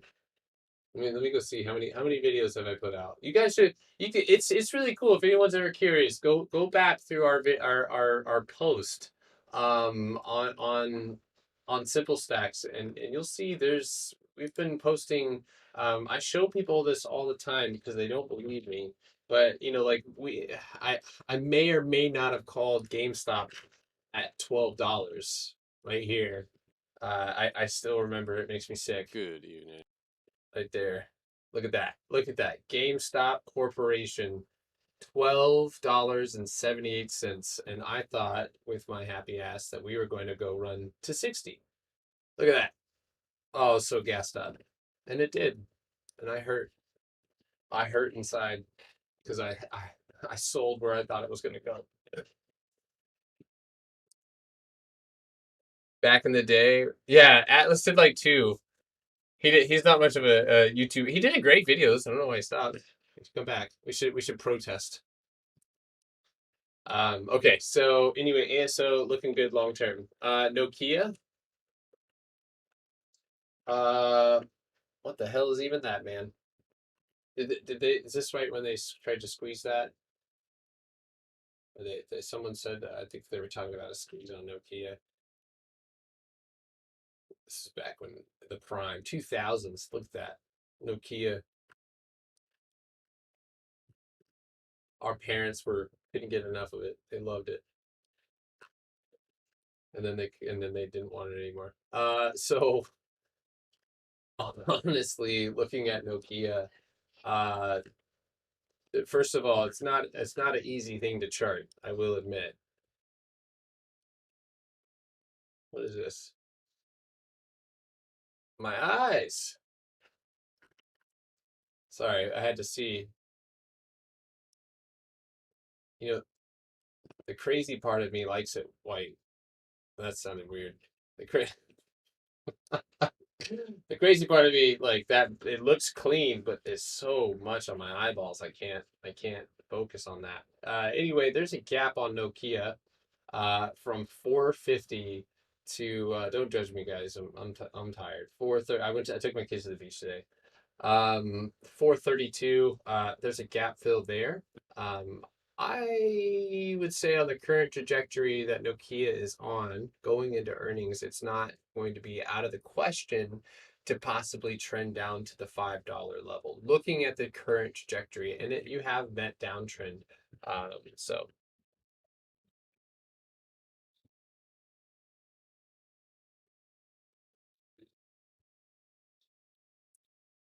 easy. What are you talking about? Go back on the YouTube on the TikTok. You do know subs on YouTube are free.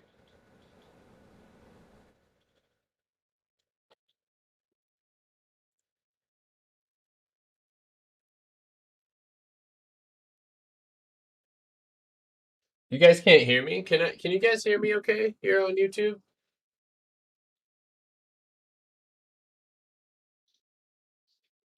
Sound check.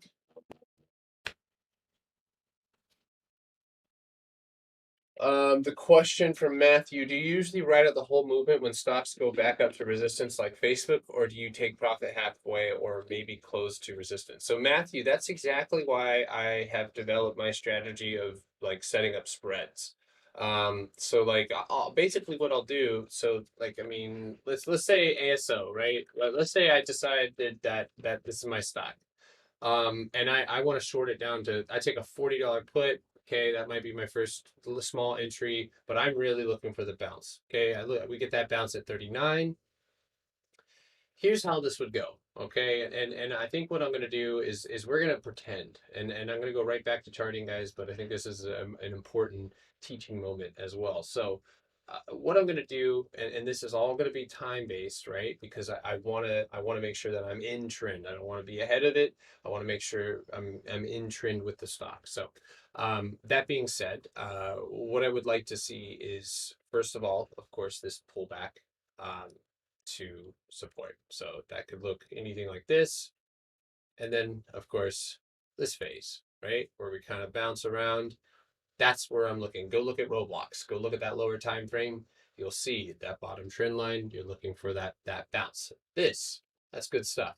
So what you want to do here is you want to set a target, right? So if we get the bounce, and given yourself a reasonable amount of time, right? So I'm stretching this out, right? Even further than it would possibly even go. right? Because looking at the previous moves, it looks like on August 20th, we bounced off support. And then by, let's see, I would say, by September 1st, second, you're at a high of $45 from the 35. So you make a $10 move. So, like to say that the stock is going to take this amount of time would be exaggerating, but it would allow me to potentially take a safer contract entry later. Because of course I'm looking at options. If you're in shares, this is not necessarily the same thing. But what I would do is I would set up targets along the way to, like, I would have, and I think of it as like an anchor, right? So I'm gonna throw a leap out there, right? I'm gonna, like with Microsoft, I bought 305 calls. That was my price target, was 305. That's exactly where Microsoft hit, was 305, and that was based off the standard deviation channel. Same exact thing that I'm telling you now. And so what I would do is, looking at this target, we have $45. So I would probably go out at least a month and select that $45 call. And if we had these type of days, right, where you can track a breakout. So let's draw this across. Look at that. Beautiful move. This is where weeklies come in, right? Weeklies and 2 weeks out. I add here, right? Because that is helping me.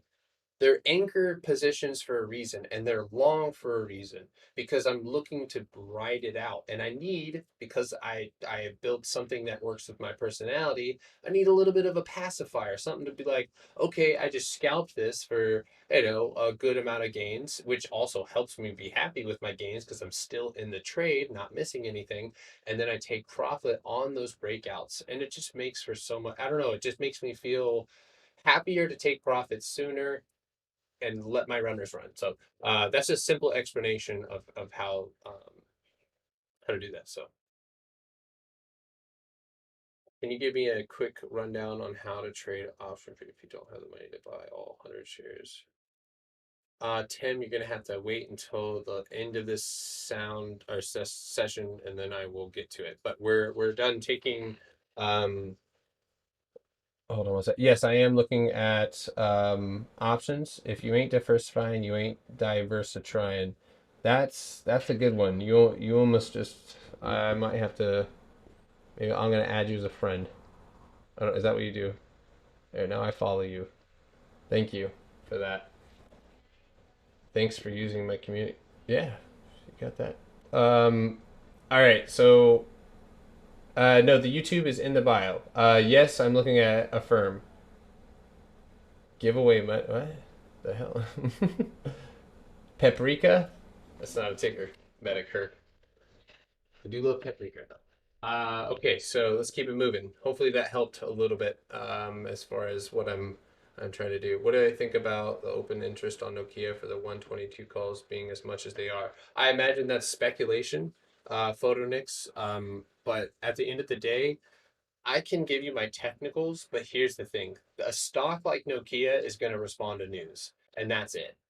There's nothing I can do or say to make it like go where I say it goes, but as long as it has a catalyst, that's always the thing, is the news. Got to be first with the news. So if it, like, that's why I feel like DDD. I don't know what is happening here, but I like it, and I know that I want to. I because I look at these candles. I mean, first of all, not even candles, but look at the movement. Even the support bounce here, you get a $4 candle. You get a 10 to almost 10, 20. Or let's see, that's from, yeah, so you basically a $10 candle in that move. I mean, in this original breakout, and this has been the consolidation phase since that breakout.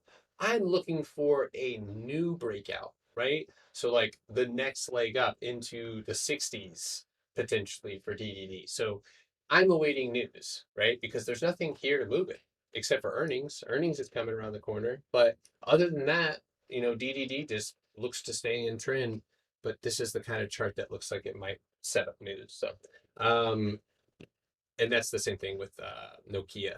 It doesn't really run off that. Burl, apparently free money.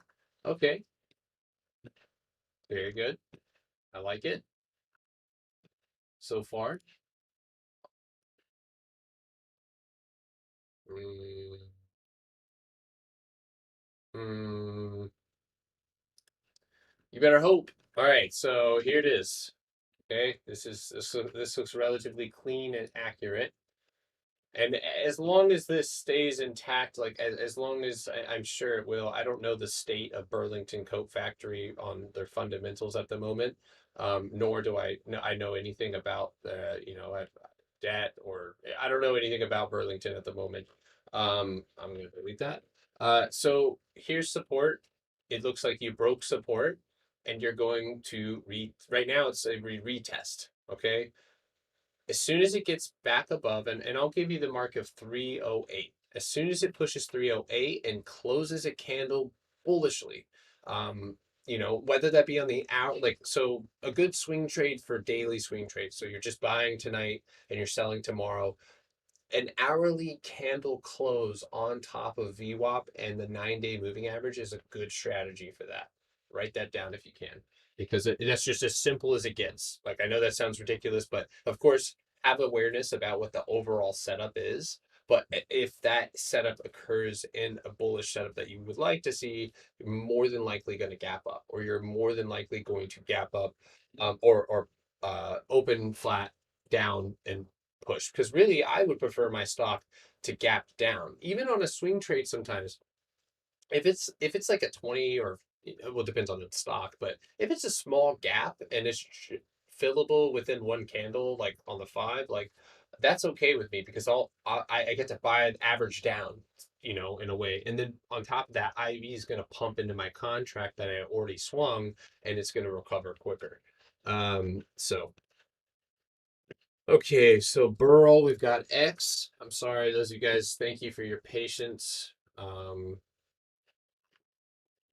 Okay, so the hot dog water, that is X at the moment.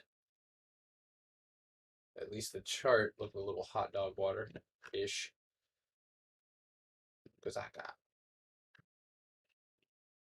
see, I need to send you another video for approval, dude. I don't know if I should post this.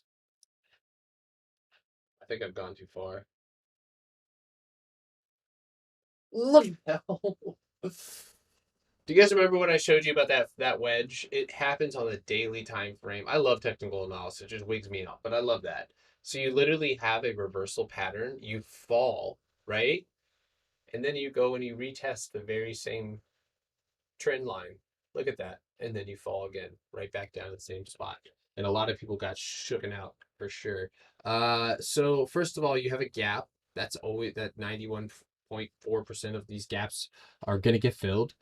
So right now you've got the gap fill at 23.28. So I'd be looking for a retest of that gap and the 9-day moving average. So you'll notice the 9-day moving average pushed up right against that gap. That's what I would be looking for there. Otherwise, if you do not hold, and this is going to be the $20.50, $20 even, more than likely you'll just return to, and I would say 16.25 would be the first, or excuse me, I apologize. 20 would be the first level, and then 16. I'll mark that out so you guys can see that little zone here. There you are. So that's where I'd be looking to pull back to. So, all right. So we got X, we got Amazon. I already got Amazon charted, so there you go. Kind of the same setup as DDD. Still a little bit of gap to fill, my friends. So there's definitely more gap for us.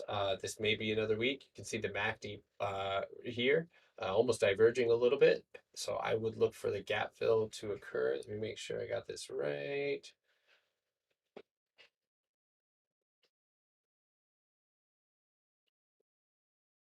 34.50. Sorry, I had to like get in there. So 34.50. That's what I would be anticipating here, um, for Amazon.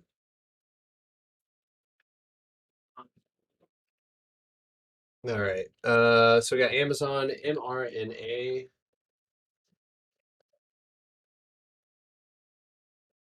I got berries and I'm putting it in the cream. I can't get the song stuck out of my head.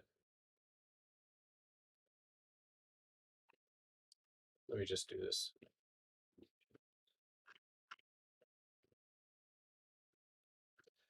You know what?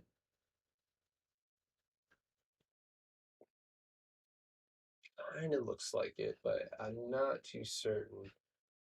It kind of looks like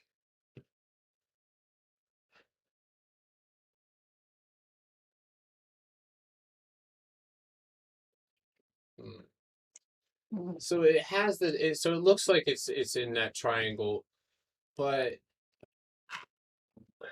yeah, so really it doesn't look great in the way that it rejects. I see stronger rejections in this setup here, but that being said, you're at that over three times on this support. So right here, one, two, three, just in this short session.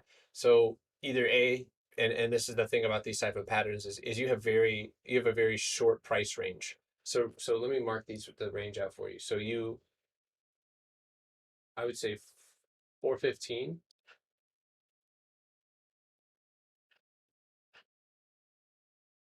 460, looks like it's 464. I like 468 too, but there it is. 455. So 455, I think, would be more accurate as a resistance. So in the art of letting the trade come to you, a short would happen below 415, 416, and a long could happen above 458, 455 with bullish confirmation when that comes, or bearish confirmation to the downside. So that's mRNA. Ford. Ford actually, oh my God, what happened here? Okay, so Ford actually let us have a breakout here. Let me, and I didn't think it would be afforded a breakout. Um, but right here, nice channel, breaking downtrend. You filled your gap. Right now you're up against this resistance of looks like 14 right now. It's at 1395 is where you wicked up against. Honestly, I this is one of my least favorite stocks to trade, period. And after extended downside, it can make considerable moves to the upside, and you can see that here.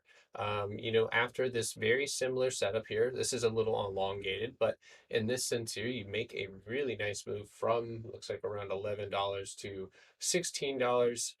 So with Ford, making that next leg up, I would anticipate as long as you can clear that middle ground to 1475 and you continue with good power, on technicals, it looks good to the upside, but Ford, amongst other vehicles, have those Takata airbag recalls as well as chip problems and EV issues. So those are things to keep in mind.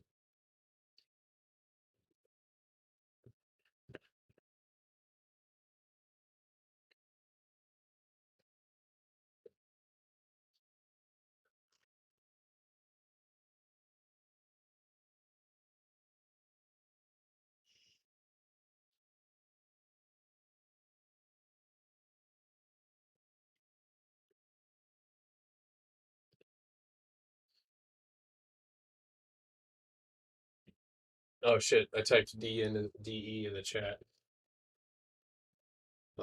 Somehow I have this charted as well. Okay. Starting to look like I have a problem. Um, Yeah, that's right. Okay, so support broken as I see it. And again with the retest, so you're retesting a previous level that you broke. That level was right around that 355. You didn't even quite make it up there. You did end up making this candle on top of that 9-day moving average. So if a reversal comes, it'll likely come next week back down to that 345 level for a retest. Now, using my and I think it's probably important to pull these out. Where are they at? Oh no, they're gone. Okay, so hold on. My EMAs are gone. So, okay, watch this. If you guys have had questions about which EMAs that I use, here they are. It's not these. I don't like these. I like this. It's DK swag, which sounds totally stupid, but I back checked it. I like it. Okay, so far superior to some of the ones that I've used before. Um, so rewind that if you need to. Let me go work up with my visibility here.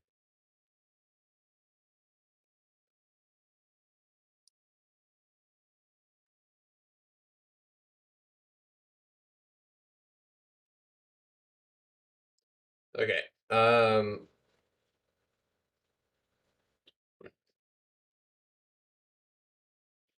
Blue Tiger. I'll look at him at.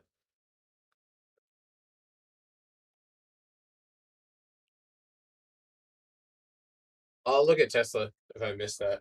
Okay, now if that's not the band, I'd be really disappointed. I never that's okay go. I'm stupid. All right, let's see.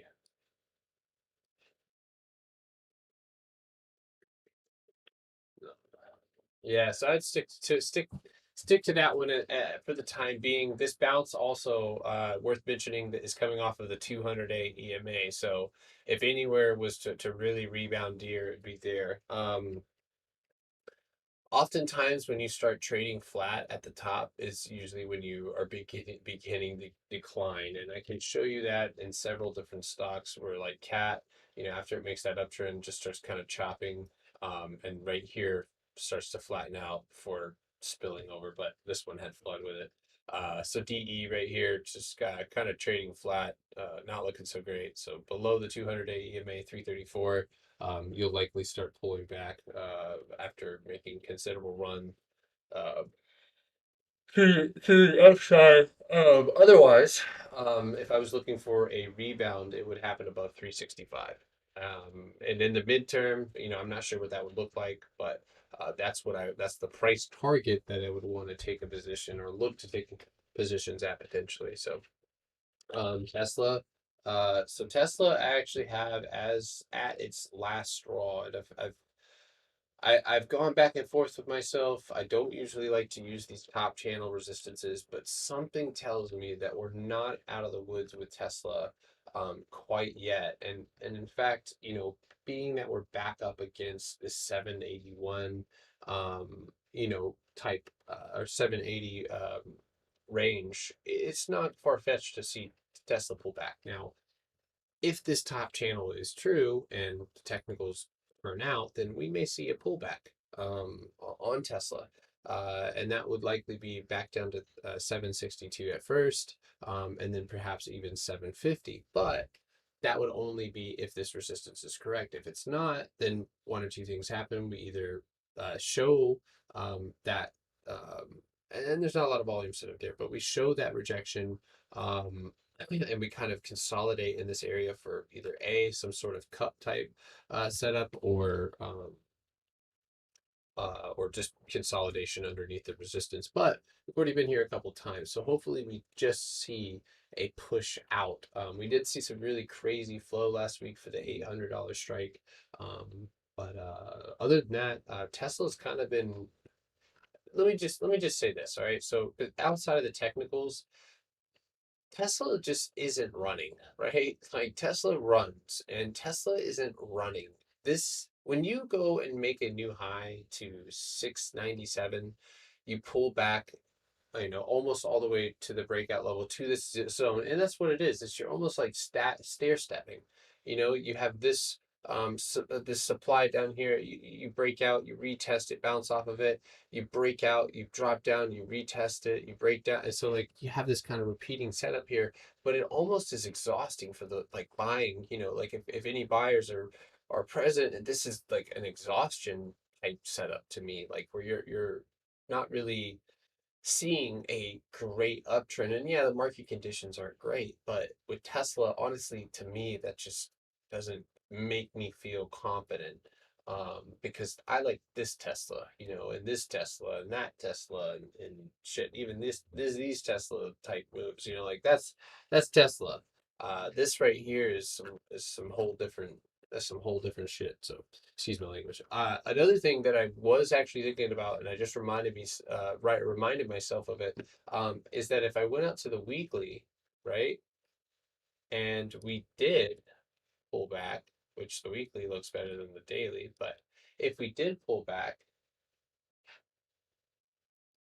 we could form, which obviously that's not a weekly setup, but we could form a inverse head and shoulders. Okay, that was the worst, but you see what I mean. So you kind of have that inverse head and shoulders look. So that's definitely a possibility too. But this is big. You really have a bit up against a big zone. 780 is that mark that we have to break. If we break 780, we're going to 800. So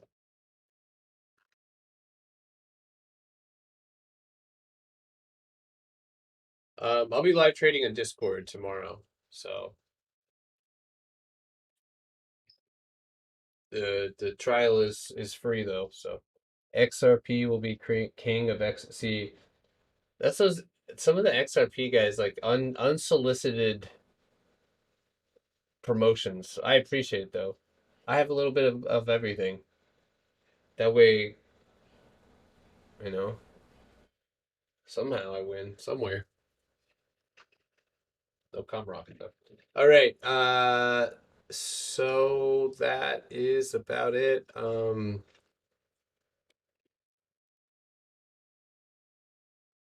So Tim, can you give me a quick rundown on how to trade option premiums if you don't have the money to buy all 100 shares? I remember you told. So you just buy them and sell them, depending on your strategy.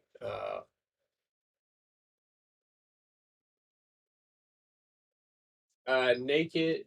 Oh God, I trade pennies. I trade pennies in the morning, all the time. But I just there's certain ones like Genius Brand and stuff like that that like I just don't understand what's happening. Uh, e, I mean the volume is high. That's good. 75 cents would be the mark. 95 cents would be the target. I think it's more news than anything. Like if something happens, if Naked Brands, I don't know, starts their own version of OnlyFans, then maybe turns it around. But other than that, I really don't know. So I guess I don't want to like insult it, but like it just doesn't show the setup that I don't see much there. I see a break in downtrend. That's definitely obvious. So a little break in downtrend here, but it is what it is. Okay. Yeah. Yeah. All right, everybody. Um, so Tim, to answer your question though really quickly, it's just a matter of there's a couple different ways to trade. You can sell premiums, if you have, you can sell cash covered puts. You can sell, and I have to go to bed. Otherwise, I would do a full breakdown. Feel free to DM me, and also there's like literally like so many free books that I just put in my Discord. Um, so if you guys do support and resistance level works better. Yes, Matthew, thank you. And if I missed your questions again, yes. So I am buying consolidation support levels on hot blue chip stocks only. I am buying anything over 100K volume and hoping that support and resistance work better on hot stocks. That is definitely going to heighten the probability.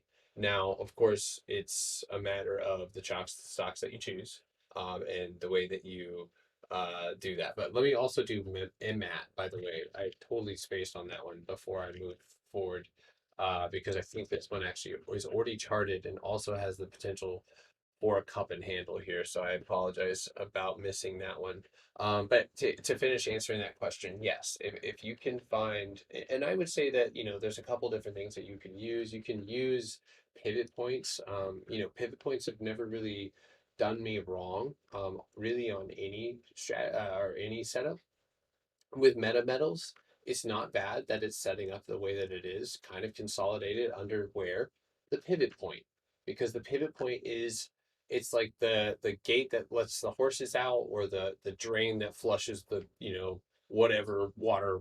I don't know. Doesn't matter. Metaphor is irrelevant. But whatever the pivot point is that resistance. So if you break above this uptrend, and the fact that it's up against resistance is even better. But you actually, if you look at the setup, you've broken downtrend on meta metals. So what you're going to want to do is quite simply just need to get this trade to come to you. And it comes to you as it breaks above 525 and into the 545 level. Once you get that, you have R2. or excuse me, R1, resistance 1. That one's at 571. Now, how are these levels being generated? Probably just because there's levels before, and that's how they use that data. So go look across, and you'll notice wick, wick, and then there we go. So you're getting that zone right there. So that's kind of how those are generated using So it's almost finding those resistance and supporters. But I'm in Facebook right now. Nice. I think Facebook's was looking for. I have Facebook going back up to 361. If it rejects and falls back below 350, and at the moment, if it falls back below 348, then I have it going back down to 325. And that's only if it doesn't. It looks like it's bottoming out though, so it may end up being a good buy. But anyway, hopefully this helped, guys. I'm gonna go ahead and head to bed. Um, and what's my spy prediction for tomorrow? Um, well, the way that I see it is we've got 445.85, maybe 445.15, to push up to tap downtrend. If we can break downtrend, it's all we're back to moving back up above all-time highs. Everything's all good. But um, the way that I see it, and I'm gonna erase everything really quickly, and show you guys that historically, SPY has and this is the 50 EMA has never broken or hasn't broken below it, but as of last week, we recovered the 50 EMA. Okay. So without doubting America and being tried of crimes against your country for shorting it, there is a good possibility that if we break this downtrend, that the first target is going to be 448. The second target is going to be 452 after the 450 break, right back up against highs. And then I think I have it written down, but I think 460 was the target for the next high on SPY. So there you go. SPY prediction. That was actually more like for the next 2 weeks, but yeah, I imagine SPY goes back up. If there's no listen, guys, and then I'll leave you with this. If there's no reason for it to go down, like what makes the market go down? Fear, real fear, right?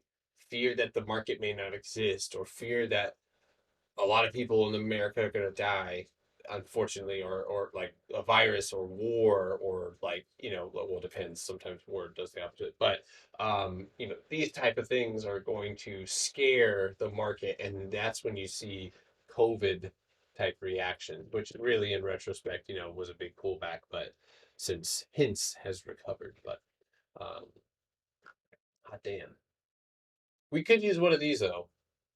It'd be really nice. I still, in the back of my mind, y'all, am not quite bullish yet.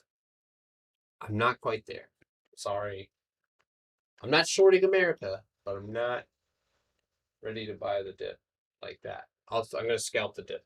So, anyway, you guys have a wonderful evening. Thank you guys for tuning in. We'll be live tomorrow morning. I'm going to try and be on 8:15, if not 8:30. We'll see how it goes. But one more thing, if I don't mind. Sure. What's up? It's 9:55. Imagine betting against the U.S. economy. Exactly. We did affirm no, but I might hang out on TikTok just here for a second. But and just catch up on what you guys were talking because I've missed the whole stream damn near. Yeah, imagine that. Why won't Facebook go back to at least 340? Well, it can. I'm not saying that it can't, but what I'm saying is that due to the setup that I saw, right, and due to the way that Facebook has moved before, right, and we have seen strong moves every time it falls, it very very quickly recovers. Now, I am looking at this daily candle, and yes, absolutely, Facebook's going to go back up. But the downtrend that I have on Facebook doesn't, it occurs around 365, 363, that range before it gets to 37, because that's what needs to be broken first. Otherwise, because look at this is a support, and this support was a rising wedge, and it did break down. Now, anytime something breaks down, it's going to retest. So just a simple retest would put you back up at 365. And even if you don't make it up there, 360 is where your 50-day EMA is, right? And that's for me. Let me show you something that's really cool, right? Let's zoom in really quick, and let's take away this. Probably already noticing what I'm about to show you.